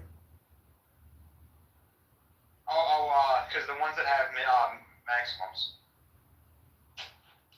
Oh, I see. Like the governor has a maximum. Got it. All right, man. Well, I'm gonna go to my other office and print off the statement of candidacy. Let's go, John. Yeah, and dude, then, this is but if you can coordinate with Rocio, that'd be a blessing. No, bro, I'm not gonna coordinate with somebody I don't know. Come on, I would pay. I would put up some money. No, man, I'm not. Back up. No, bro. Fine. I want to sit in the car. When I drive there, I want to sit in fucking peace. I don't want to have to hear somebody breathing and farting next to me. I'm good. Okay, I actually feel you on that. I like listening to the radio. And Fuck listen yeah. what I want to listen to. Fuck, I don't want to talk. I don't want to talk to somebody and raise my blood pressure and anxiety. Having somebody fucking sit No, me this is down. someone I think you'll get along with a lot. Listen, bro, if there was like a cage you could strap to the top of the car or something, I could consider it. But like, I mean, it's not Mad Max yet, but we're getting You guys there. could all go in Sabrina's van. Well, wait, is this the chick whose boyfriend is the street protester who always gets the press from like NBC, ABC? What's his fucking name? No, she's the one that says wild shit about people that's true on social media, and then she's kind of a version of you. She's really in their heads, like with Del Mar. She really goes is that our erection in this photo? He's exposing him on real shit though, and on her own volition. Oh, I think I And know not just here, and everyone in politics, including me. If she just basically anyone that's doing wrong in politics, she calls them the fuck out.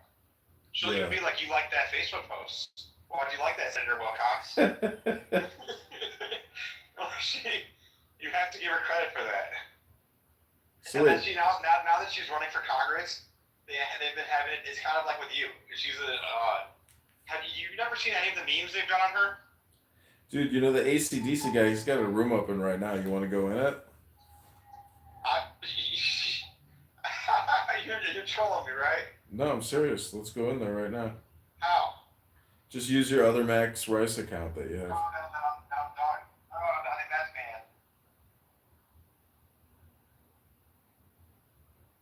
I go on Twitter and I never have things.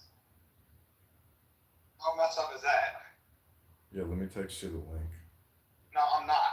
I'm not doing it. It's not worth it. What the fuck? All right. Did they 1 point to AC/DC?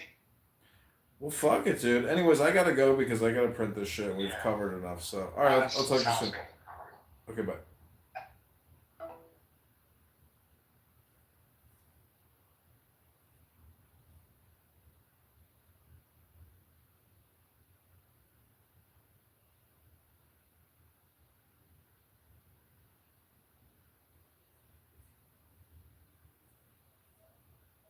We get in any of these seats because this is what's going to keep us being reelected time and time again. We could destroy the Democratic Party in these in Illinois and Chicago, and then we could be the blueprint for all these other blue cities and states. That's my goal. That's Chicago Clips' red goal, and I know that's everybody else's goal. So I love you all so much, and I land my plane. Yeah, she's. Let me tell you something. That's my mayor, so I don't care what nobody says. So I'm just letting y'all know that. Anyway, however, but she hasn't accepted my mayor proposal, but she accepted my mayor proposal. However, we went to go see Gregory Gavino yesterday. Shout out to that king.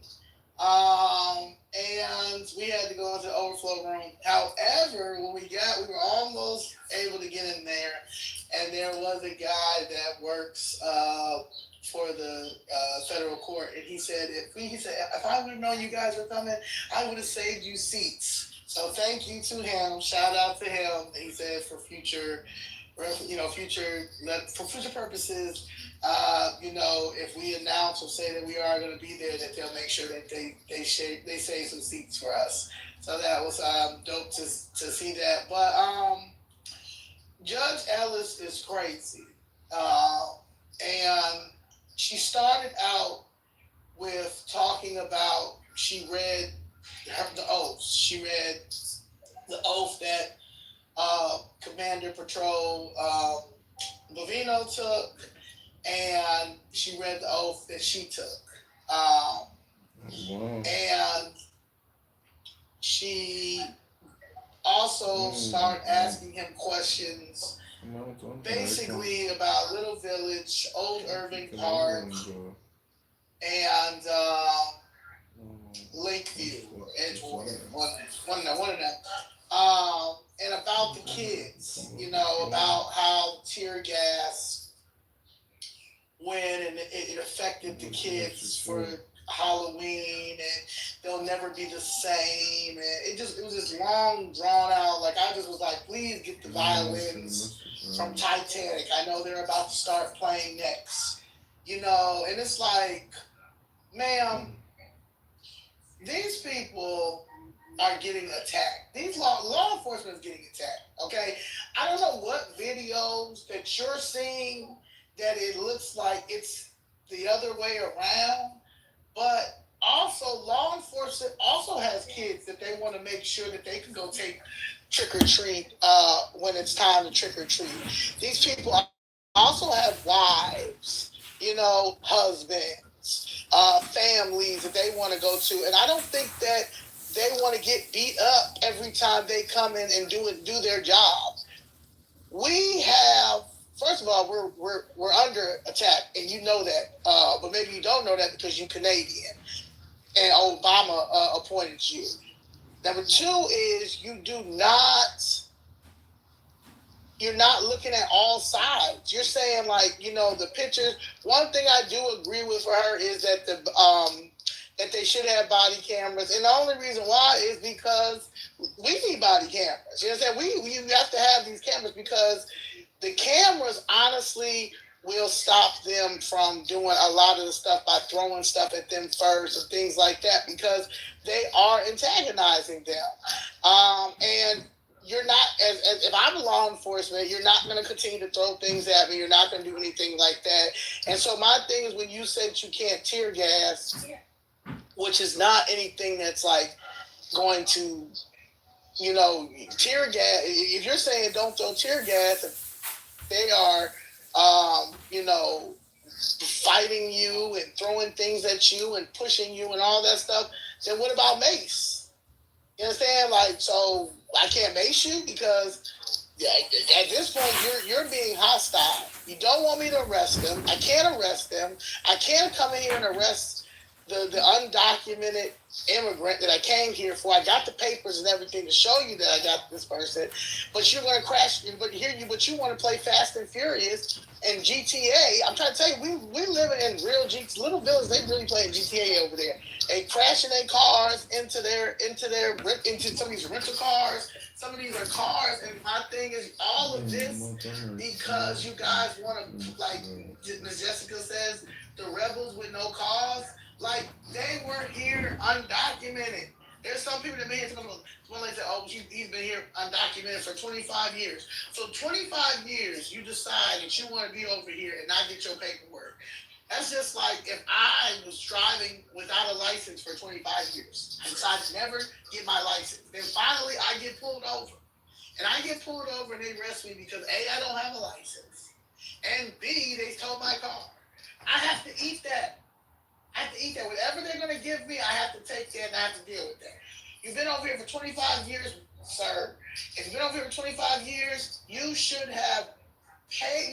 You made sure to open up a business. You made sure you open up this. You made sure to open up that. But then you decided not to get your papers. That's just crazy to me. And so I feel like you guys are not going to make us feel bad, American citizens that feel bad, and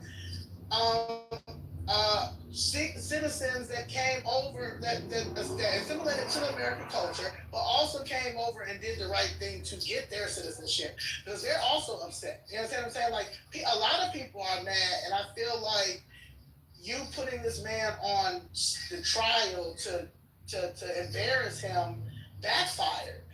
All that backfired. Even us leaving out, you got idiots with still the Palestine flag. You understand? Saying stuff like F ICE. Trump is a pedophile. Like all these people are undiagnosed. We're dealing with a mental health crisis. You understand? It's like it's like common sense folks, conservatives versus mental health crisis. And that's how you gotta look at this as like these people that are protesting. They protesting for no cause. They're protesting. It's 5 billionaires sponsoring. It's 5 billionaires versus Trump. Real talk. It's Soros and them that are paying for these no kings and dumb protests and these protests that are working from 9 to 7. Those ones too. They're paying them off for them to be mad at who? You're mad because Donald Trump won. Like you mad because he won again? You mad this time that he won like it was too big to rig? Like the more that you continue to do this, and I want them to continue to do this because I want Donald Trump to send the military in. However, you guys will never win another election. I don't care what you got. They can show here to make it seem like Chicago. It doesn't look like it's going to turn red. The silent majority is going to come out, and I mean everybody is going to come out and vote Brandon out for sure, and going to vote Pritzker out for sure. It ain't no buying this election. It's not gonna buy this election. It's not. It's these people. Illinois, the Republicans in Illinois, the real Republicans in Illinois, not the rhinos, not the haters, not the bums, not the rhino bums, the real Republicans in the state of Illinois. They are all the way in Supreme Court, making sure that election day will only be one day. You're not going to do that 14 ballot thing.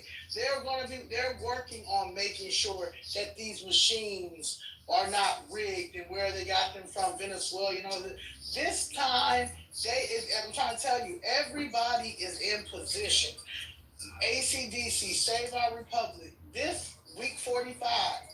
This is a beautiful space. This is a space this is a mandatory space. This space can't never stop. Okay? Because this right here is organization. You're organizing something that they hate. Something that they hate. Something that you can do, and it's a safe space. You don't have to worry about anybody coming here protesting this. They say you don't have to have any Looney Tunes coming here, and I don't care if they hear it. I don't care what they say, because at the end of the day, this is how you order, and they see that we're having a civilized conversation, and we're talking about things that need to change in this state and in this city. And so you guys, I thank you, ACDC and Save Our Republic, for starting this space. This is a Twitter space that is going to be, it's a historic Twitter space. You guys made history too now. And this space needs to continue, because this is a space that I know on Wednesdays at 6 p.m. I can come in here and I can talk to people that are like-minded, even if we don't agree, Libs of Chicago. Libs of Chicago is still very, very crucial to this movement. And that's what people need to understand. You have people in this space that are very crucial to the common sense movement of making this city back to a place where it needs to be. And I land my plane. Thanks, thanks for the kind words. But that's exactly how I feel myself. That's exactly how this space started. And I remember, I'm going to find that recording actually. I forget exactly what date it was, because now we've done 45 of them. But the first one that you came on, and at the end of because it went on for 3.5 hours. And at the end of the space, I think there was like 4 people left, and you and I were one of them. and we talked for literally 3.5 hours, So my goal was just to start this, where everybody can, like you said, come in, listen, talk, ask questions, make comments. You don't have to be afraid of anything. You're not going to be judged. And I'll just say this, that it is great only because of people like you, okay? And everybody else who comes on every week, and if not every week, whenever they can, to make this space great, right? Because it's literally, it's about the community, it's all the people that we have, and that's what makes it great. So I do feel sometimes a little down, a lot of things happening, personal, just outside, this and that. And there's times that I think, you know what, I don't know if, do I want to do it this Wednesday? Should I keep it going or not? But it's words like this that do encourage me, and I'm not going to stop. So thanks for your words, and it definitely reinforces my belief to continue this. Yes, AC, because you shouldn't. Dealing with this Chicago machine, you want to stop and you be like, Lord, what you got me into? What am I doing? Well, we have to, when we have those forces attacking us that hard, that means that we are breaking ground and that we are doing something, that we are actually making a difference. So when that happens, when we are being attacked, especially home from physically, mentally, things like that, ACBC, it lets us know that we are on the right path. Because if we're not, if we're going the same way as the devil, we don't have no reason to, we all friends. But it's just when you're going in the opposite direction is when you get all the attacks. So that's what, like yesterday when we went to the ICE facility and they slashed, in part, we wasn't right there. We were like a block away, maybe a couple, and they slashed my tire because we went back to the car. It makes you want to say, look at this. When you're in a money situation, you're looking at your money, you don't have it, and you just like, man, Lord. But then again, that made me say, you know what? I gotta go, and it put some more pep in my stuff. So every time I made it my business, every time the devil attacked me, I'm gonna go harder because I'm letting him know you should never mess with me. You should have left me. I was the wrong one. You really should have left me alone. You should have left me in my sin, what I was doing. You should have just let me be because now it's getting ready to be a problem. And just that's it. And we're on the right path because we are going to, we're doing something that never been done, and we're going to be successful. I mean, look at Obama. Obama coming back to Chicago. He's gonna make sure he's in Virginia, trying to help his Democratic friend win because he know that it's a what's the lady name who's running against her? Anybody know her name? Virginia. But Libby is the other lady, but Virginia's Earl. Yeah. So they know because in Chicago, watch. They know Chicago getting ready to flip red. Watch how they come. The demons are gonna come and they're going to be attacking us because they know it's going to happen. So we just got to be vigilant. We got to keep our eyes on what we're supposed to do. They're very good at organizing because I know this. So I said Winsome. I said Virginia, but as a governor of Virginia. But Winsome Earl Sanders. So that's fine. But she's okay. That's who's going against that lady.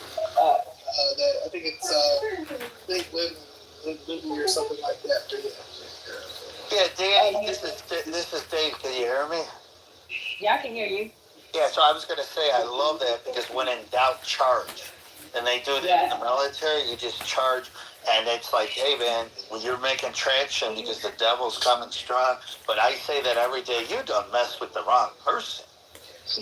Right. It's like I play sports and that, And somebody says, man, you got my number. I said, you done messed with the wrong person. And with God behind us, are you kidding me? So it's like I could do all things through, God, Christ that strengthens me. And it's like, and that's the thing, is I say this, and it's true.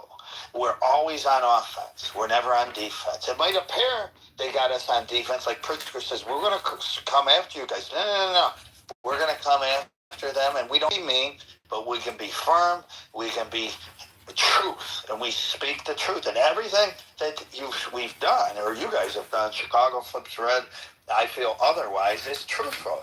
We're not lying. We're speaking out for the truth, but see, they can only push their narrative by lying. That's what communists do. That's what Rules for Radicals does. That's what Saul Alinsky does. They're using these techniques now, and there's a lot of useful idiots out there. The thing is that might sound mean, but they're people that are doing their bidding, and they don't even realize they're destroying themselves, and they're creating their own demise. So by us doing it, we're getting these people, and they're starting to use critical thinking skills and say, oh my goodness, I didn't know that this is really hurting me. It's hurting my family. So I'm so proud of you guys. I appreciate the opportunity, ACDC, to have the opportunity to speak. And Well, I want to thank you, Dave, and I want to thank Danny and Zoe. I mean, you guys are the ones who are doing the real work. You guys are in the front line. I'm sorry you had to go through that, Danny. These guys are sick people, and you're right.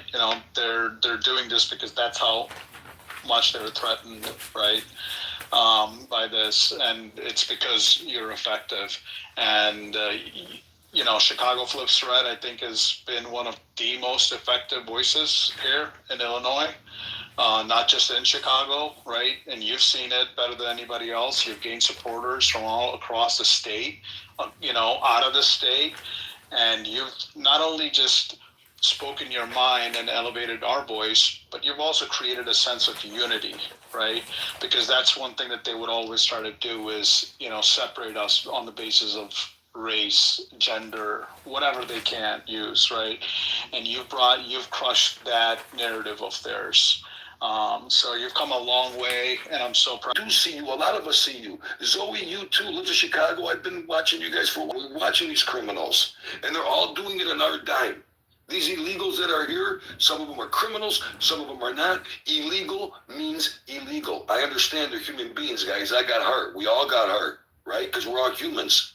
But illegal means illegal. We can't even take care of our own, and we're worried about taking care of them. Governor Pritzker in 2018 said that he was going to raise taxes, right? To bring in $3.4 billion. We were in debt $8 billion back in 18. Then in 2019, he gets the pension liabilities. Then all of a sudden in 2019, because his cousin's over there busy about being a man, becoming a woman, cutting his shit off to have a vagina. However, no offense to anybody transgender. I don't like that, but I don't believe in that. And tax dollars going to that. He's doing all this stuff that people behind the scenes are not paying attention.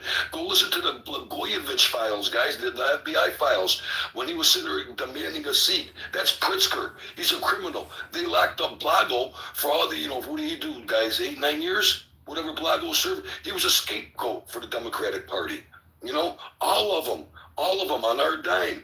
He spent $379 million. I write this stuff down, guys. I'm so passionate about it. I don't like speaking about it. But he spent $379 million in 2019 for grade schools in Illinois, and also for some universities, right? $380 million.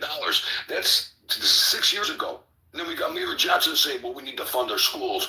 Where's our money going, man? What are you guys doing? The slush funds? Patting your own pockets? He spent $3.2 billion, guys, on public schools and universities in 6 years. I'm not talking millions. I'm talking billions. But yet our state has no money. He had to sit there and sign in 2019 the expenditure bill, right, to open up more casinos like he just did a few years ago in Rockford, just to cover his fucking expenditure bill. What do you do this for? It's all undocumented people, and anybody that identifies as a transgender can receive state financial aid. When we have our own sitting in the streets. I'm sorry, guys. I just get passionate. Anyway, I see all you guys out there. I see what you guys are doing. And just keep up the good fight, man, because there's some of us here. Danielle, Zoe, I see you guys. I retweet the stuff. Talk about you guys. People tell me all the time, Jimmy, come and talk a little bit about Chicago. I'm on the outskirts of Chicago now. I moved out of Chicago. I'm still in Illinois. Got my mom there, my brother there, a lot of family there. And we're all being robbed. Can't even take care of our own citizens. Can't even take care of our senior citizens. It's bullshit, man. It's bullshit. So keep up the good fight, everybody. ACDC, I'm sorry for a little bit of the language there. I get a little passionate, man. I'm sorry about that, man. But thank you for having me. It's all good, Jimmy. Thanks for coming up. I'm glad you came up and got a chance to speak your mind and share the passion that you also have. And I'm sure along the way you'll be able to help, not just the cause, but help some of the candidates, some of the people with Chicago Flip Thread, as you already are too. So I'm gonna have to buy a bleep button now for next time you come on. So just give me a heads up. This is a low budget space. This is a low budget space, right? So I run a real tight ship. This is therapy. This is therapy right here. You guys got therapy. Y'all need to start taking Medicaid. Maybe we should ask the governor for some funding, right? So we get some buttons over to mute people. Yeah, just the bleep. I got the mute button. I just get a bleep button. That's all. Sometimes, once in a while, but it's all good. Danny. As long as it's not like that Judge Dredd where whenever you swear they knock you out a couple credits, but you're okay, man. Yeah. Danny, I know you had your hand up if you want to go, and then I'll come to you, Carla. That was by accident. I'm sorry. But Jimmy, thank you for everything you said. Thank you. No, that was an accident. All right, Carla. Thanks for coming up. I'll just be real quick here. I just wanted to answer another question for Sablin when she's talking about the petition on the challenging. Another process of that is they will go in and you can verify the signatures, and a lot of times the signatures get bounced off as well.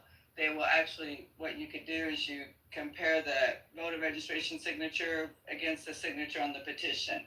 And that's why they always ask for multiple, more than what the minimum is, because they know some of those will be challenged. And I'm not sure the process of how you get in there and do that. I think they're open ballots. Anybody can go in and look at them because it's public information, but I would check with your county clerk on that. But that's the next process. And I know Christine Maxwell posted that she may need some contributions to help with that process if some of her signatures begin to get challenged, and she would have to get a lawyer to help fight that. So just kind of keep an eye on Christians and all the candidates we have, that they may need some help with that to make sure that they stay on the ballot because they're going to know that they're going to come after them. And that's the only thing I wanted to announce is that the next, we here at Illinois Freedom Alliance, we will be looking at, after the precincts and everything's all done, all the petitions and everything's filed, we know who's running, we will be looking at some of the counties who have some vacancies still in the precinct committeeman. And I encourage everyone on the call to do the same. Check your county and see if there are any big precincts that have a lot of votes from the last, so we can make sure we get someone in those, because we can do write-in candidates. So we're not done. We're still working on hard to get those precinct committeeman seats filled. And the only last thing I will say is that we are also going to be turning our attention to the machines and tabulators like President Trump has challenged us to do. There's a lot of information coming out how these machines are not, we all know they're corrupt, but I don't think we understand how bad they are corrupt. That's why our representatives, I believe, they just do what they want during voting season because they know the system is already corrupt. So that our next focus will be, we are going to be launching a hand count ballot training program that will go statewide. So if that's something you're interested in, reach out to me. And thanks again for the space, Lucy, and I will end here. Literally like glass. Thanks a lot, Carla. Thanks for sharing all that information. All right, so we're at about 2 hours. I'm going to close this space out unless somebody in the speaker panel has any comments. Otherwise, I'm going to give it to David to just offer any closing remarks that he may have. Yes, I wanted to thank ACDC And then Zoe and Chicago Flips Red, of course, Danielle. Always great, and it's great to be on this. I didn't know what to expect, but I like it. You guys have been doing this for 45 weeks, almost a year, so thank you guys. You are pioneers, definitely. In closing, I'm running, but it's not about me. It's about the movement. It's really about our country too. There's an organization I'm president of called RestoreAmericanLiberty.com, and I hooked up with them 16 years ago in 2009, and there's a gentleman named Curtis Bowers, and Curtis Bowers was an Idaho legislator, and what he did is he spent 2 years of his life tracking all the left-wing radical groups tied into Barack Obama, and we met with him, our group, 15 years ago at Ditka's, and he was the one that told me go to Google or DuckDuckGo and punch in 1963 congressional record, and up popped the 45 communist goals, and we were aligned with them 15 years ago in 2010. So it's really, even though, I'm running as a Republican, MAGA Kirk, Republican, it's basically now they're not even hiding their communism. They're coming at us. And if you read Rules for Radicals in the foreword, it talks about they give homage to Lucifer the devil. So it's clearly you either serve two masters, and they're serving, they're serving the devil, with their policies. It's good versus evil. That's really what it is. I believe it's a spiritual battle, and I'm one of the players.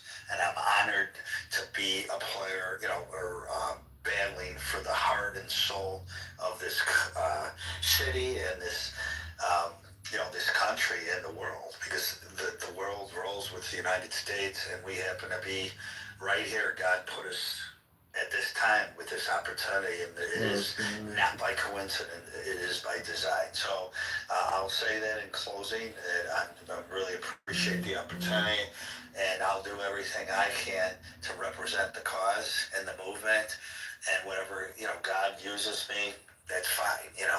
It's not about me. It's about we the people. It's about our country. So I'll leave it at that. And once again, thank you for the opportunity, guys. All right, thanks, David.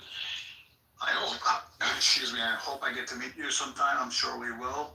And I also wanted to thank everybody else. And I want to encourage all the people who are on the space, all the people, if you listen to the recording later, then also to follow David, help him in any which way you can, donate if you can, and also the same for Chicago Flips Red, right? Please donate to them also if you can. They're doing this, there's no support here, there's no Soros party here, there's no Democrat party here, or deep pockets which are bringing in the money. So it's any money that you can yourself donate to either one of them, please do. As you can see, Danny's tires just got slashed. I mean, this is now being covered out of their own pockets and everything, right? So I really appreciate everything that you guys do, and I encourage everybody who's listening in right now or may listen into the recording, please help any which way that you can. These are some of the voices that we need to help and make them stronger along the way. So with that, I'm going to end this space. Thanks everybody for coming on tonight. Hope to see you all soon. I'll be here next week, 6 p.m.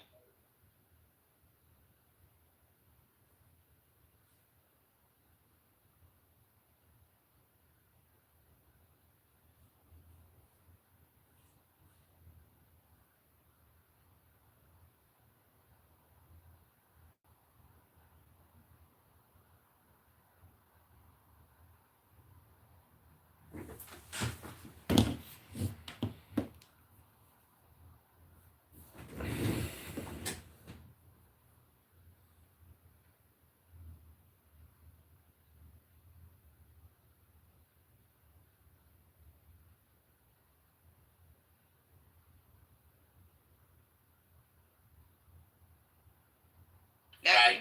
And if there's nothing that's an infinite, and then you say, okay, well, so where does the universe come from? and they say, well, it came from an all-power infinite being, then I just take that to be like a special pleading, because you're saying, well, there is one thing that can be infinite, but not anything else, right? And my point is that I take it to be compatible, like the idea that whatever is existed in some form infinitely, and that if that move is going to be available to the person that's arguing with me that nothing can be infinite, then it's got to be available to me to say, well, then your God can't be infinite because infinite things can't exist. I agree. So infinity is usually not used to like posit God. I think eternal would be. Now, eternal would not be special pleading if time is not considered within the creation realm. So one could posit that that which is eternal, from which came all of that, will also be eternal. So time does not exist for him, and therefore time does not exist for us. So it would be like a co-creation kind of a thing, coexistence with this. Sure. I mean, like those are all interesting things. Like I'm not like having like I said, unfortunately I was talking about this, but it's not even like some position that I necessarily hold, as you know, Nargis. I was just saying like more like what happens is generally what happens is we get in these discussions and then we're back to like some form of special pleading, right? It's like, well, you can't invoke the very thing that I'm about to invoke. Yeah. Well, that's why like it would be fair to say that all that is grounded in, because I don't know how you guys are grounding it, Tim. Like I've often wondered, like, how does an atheist ground things? Well, I didn't say that. Remember, I don't know if you were here earlier. I was saying that, like I'm not holding a position. I think the position that it's like eternal or infinite, like that's going to be compatible. Is the universe eternal though? Is the universe eternal? I don't know. I mean, I'm agnostic to that, right? I don't what do you do with infinite regress, though? Well, that's what I was saying. I don't think that works that way. I don't, like I was trying to like identify that I don't think it's a problem in the way that people would try to talk about it is. Like, have you read Alex Malpass's paper? Yeah. No, I haven't. But it's on the list. You should, by the way. Yeah, I do want to read it. Does it pause time at all? Yeah. Yeah, okay, definitely read it. Yeah. Start point for you would be hard for a theist. I can't remember right. It's been a while since I read it, but it's called nothing. It's called nothing but time. Oh wow! Okay, yeah, I'll read it. Yeah. Funny enough.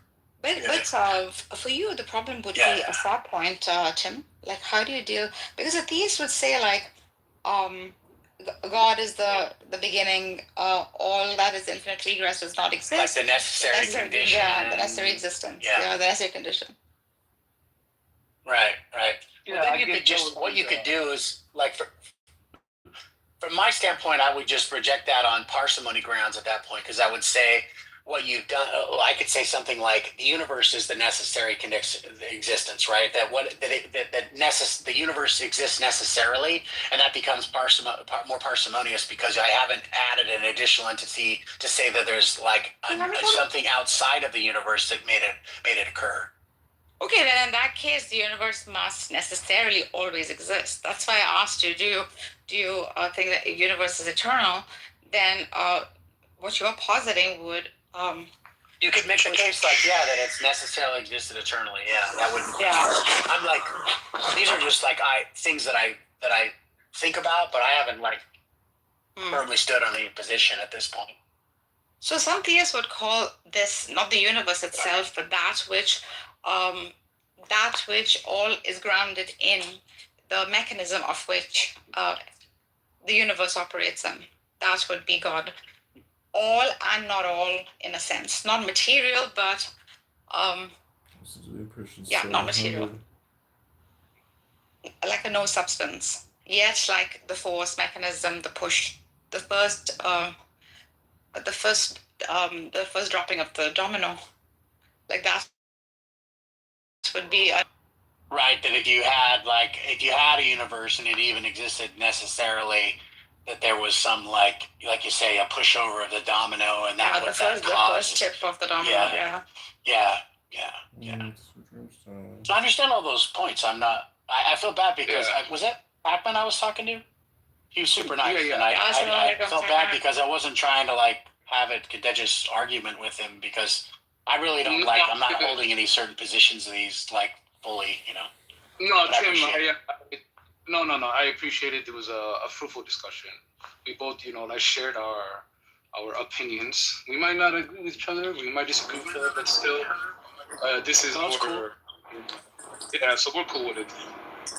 Hey, that was a really interesting conversation you guys had. But I'm really curious to know if he's saying he's making these claims, these kind of like I don't want to say the word argument, but I just will use the word argument. And he's saying like, well, I don't really believe in this, but I'm just presenting the information. I'm just curious to. What do you actually believe, Tim?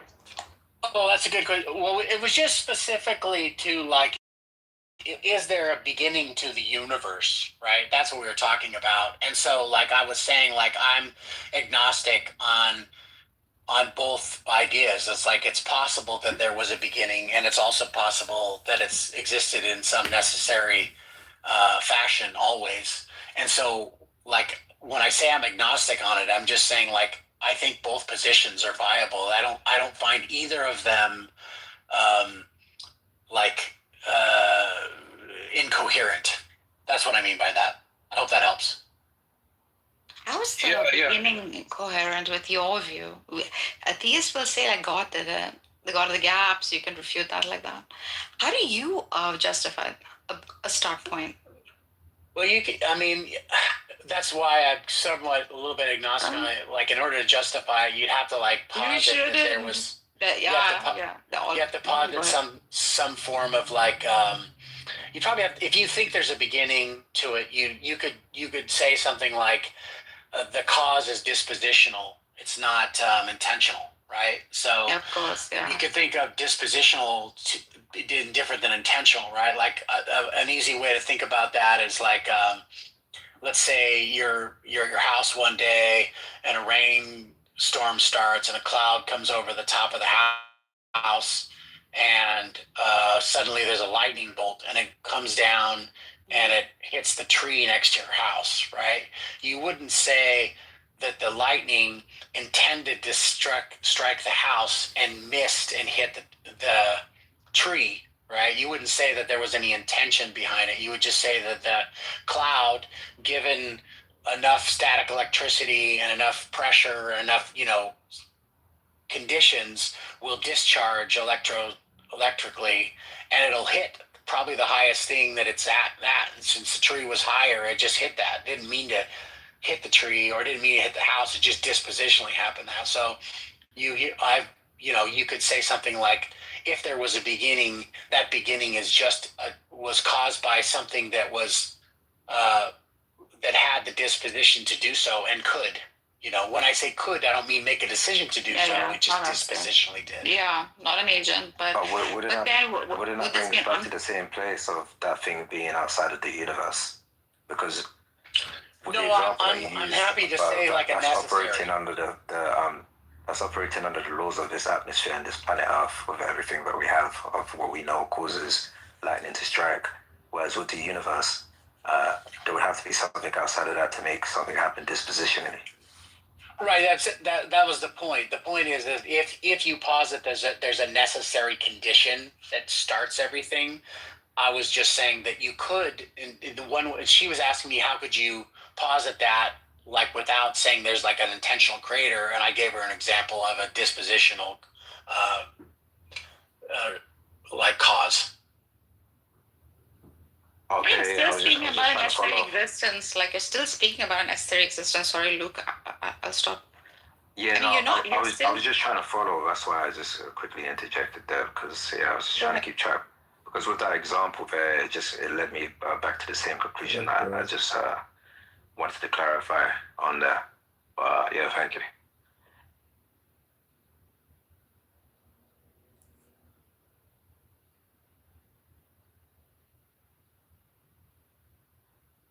You know, something that I was like pondering just now a while ago. Anybody just checkpoint me, you can take the mic away. Yeah? Our guest is up now. Will be more interesting to look at this in the lights of CEO of oneself, manager of oneself, and officer of oneself.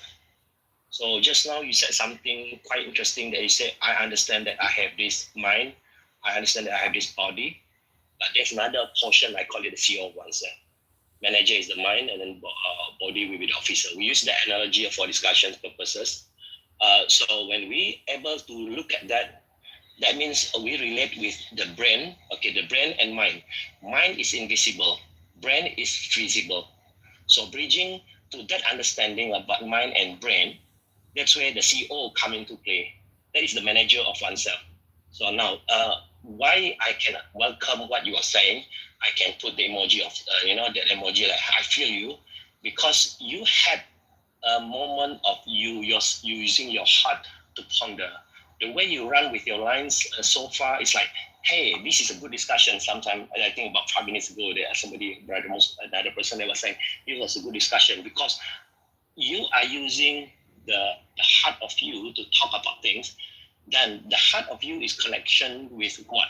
It can be connection with the mind, or even it can connection with the CEO of oneself, which is the higher being of oneself. That is not talking about outside, just within you.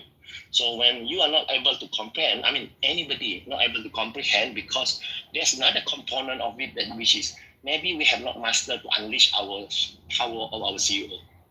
Maybe there's a pondering that I kind of looking at. So now guests coming in maybe timely, because now guests may be able to say, hey, what is my CEO oneself that really make her what she is right now, because her experience kind of unique in a way. So everybody will have kind of uniqueness of this. Is not even talking about other things. We're just talking about, me as an individual. Let's say Narges Private Limited, she has 3 workforce in her. The CEO of oneself, the manager of oneself, and the officer of oneself.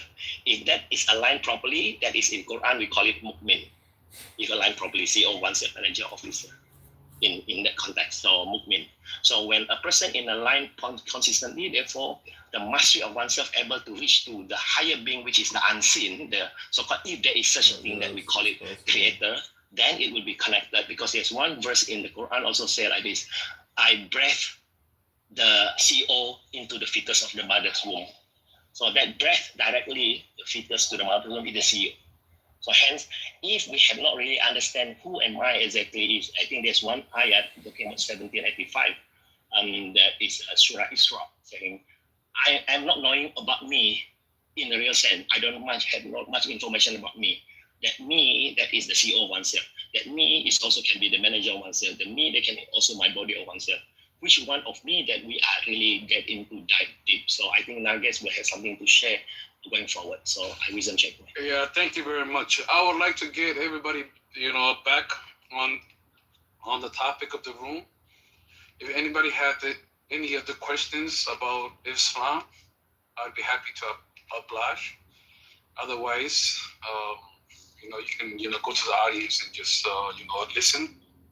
So I'd like to get back to the topic. Does anybody have any other questions about Islam? I got a question. Shoot.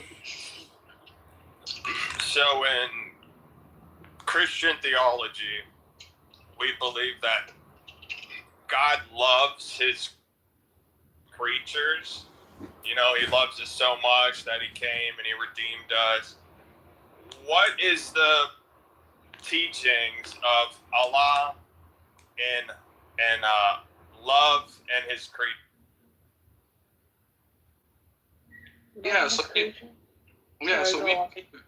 So we believe that Allah is called the Al-Wadud, the loving.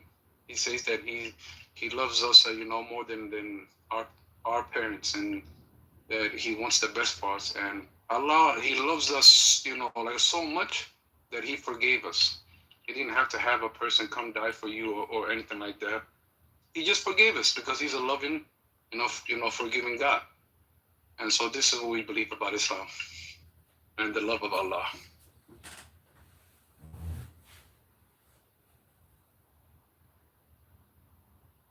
Hey, also also, what is Islam?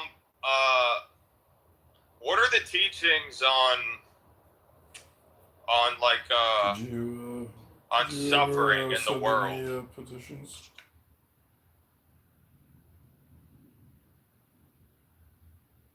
Yeah. So the teachings about the suffering is that this world is a test, and in this test you will be, tested, and that you should stay like a patient, and that you should like persevere the test and do what Allah has commanded you to do, to enjoy the good and to forbid the evil, and whatever that befalls you, to be patient upon it. And this is the purpose of life for us. That we call this reality the dunya, and in Arabic it's a lowly term, where we see that it's not praised, or it's nothing that we love. The Prophet, peace be upon him, he told us to live this life like a traveler. A traveler never gets attached to the path, but has his eyes on the destination. And our destination is to return to Allah, where we came from. Inna lillahi wa inna ilayhi raji'un. From Him we come, and to Him we shall return. And when we are away, we are at the test. And this is the testing grounds of God's divine, test, for us and our purpose in existence. And so if you are going through the suffering, there's a meaning behind it, and that you should be like a patient and persevere. I hope that that answers your question.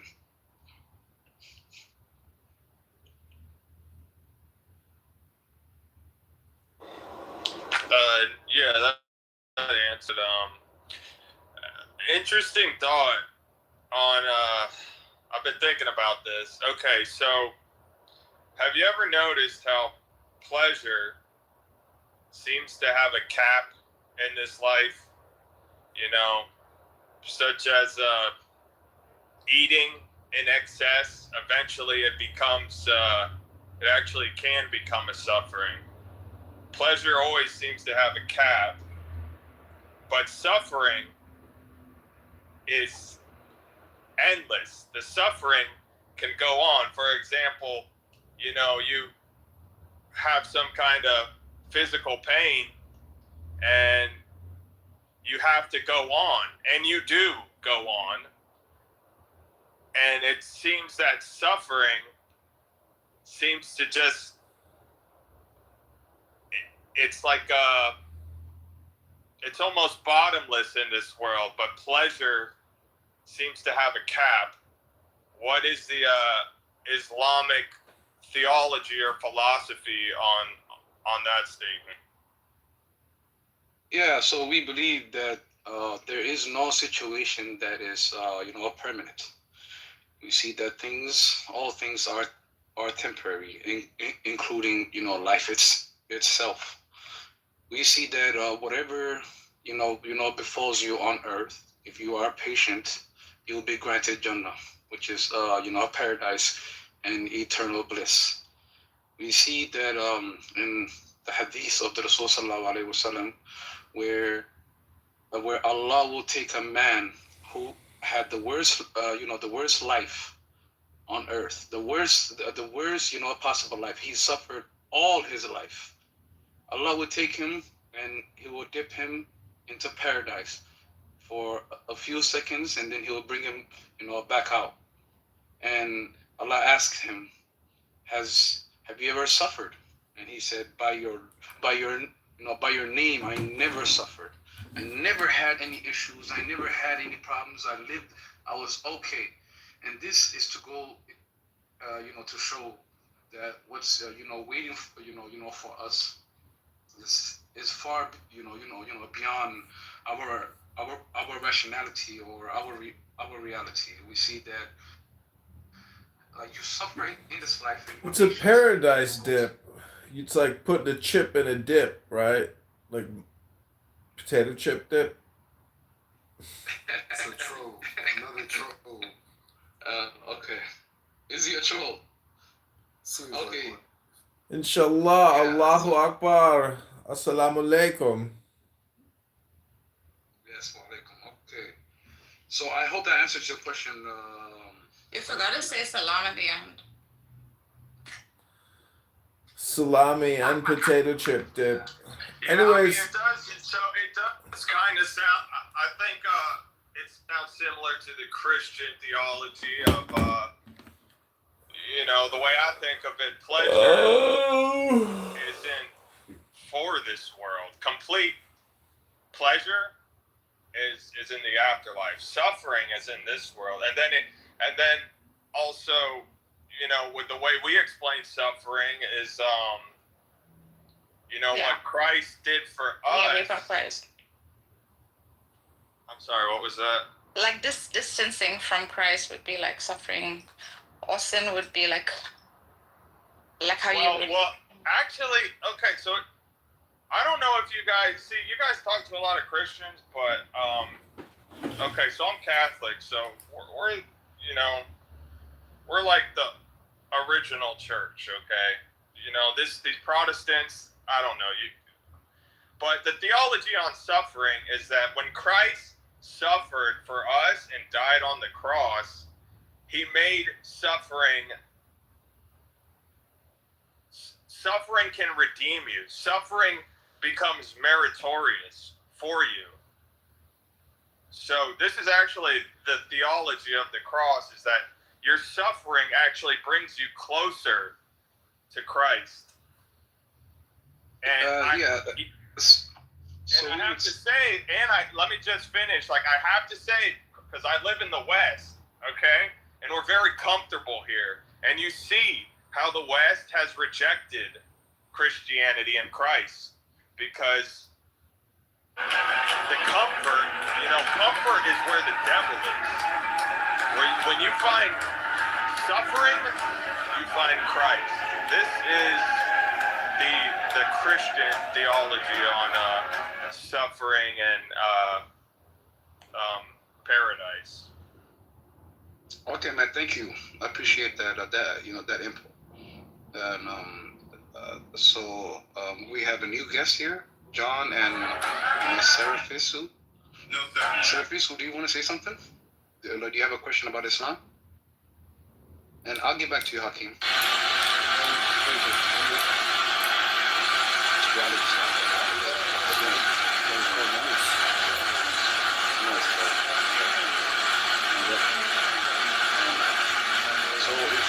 Hakeem or Vegas Hey, Batman, what's the topic, bro? asking the questions about Islam. Okay. Your answer. Yeah, that's it's a topic. I really don't want to get into other people's beliefs.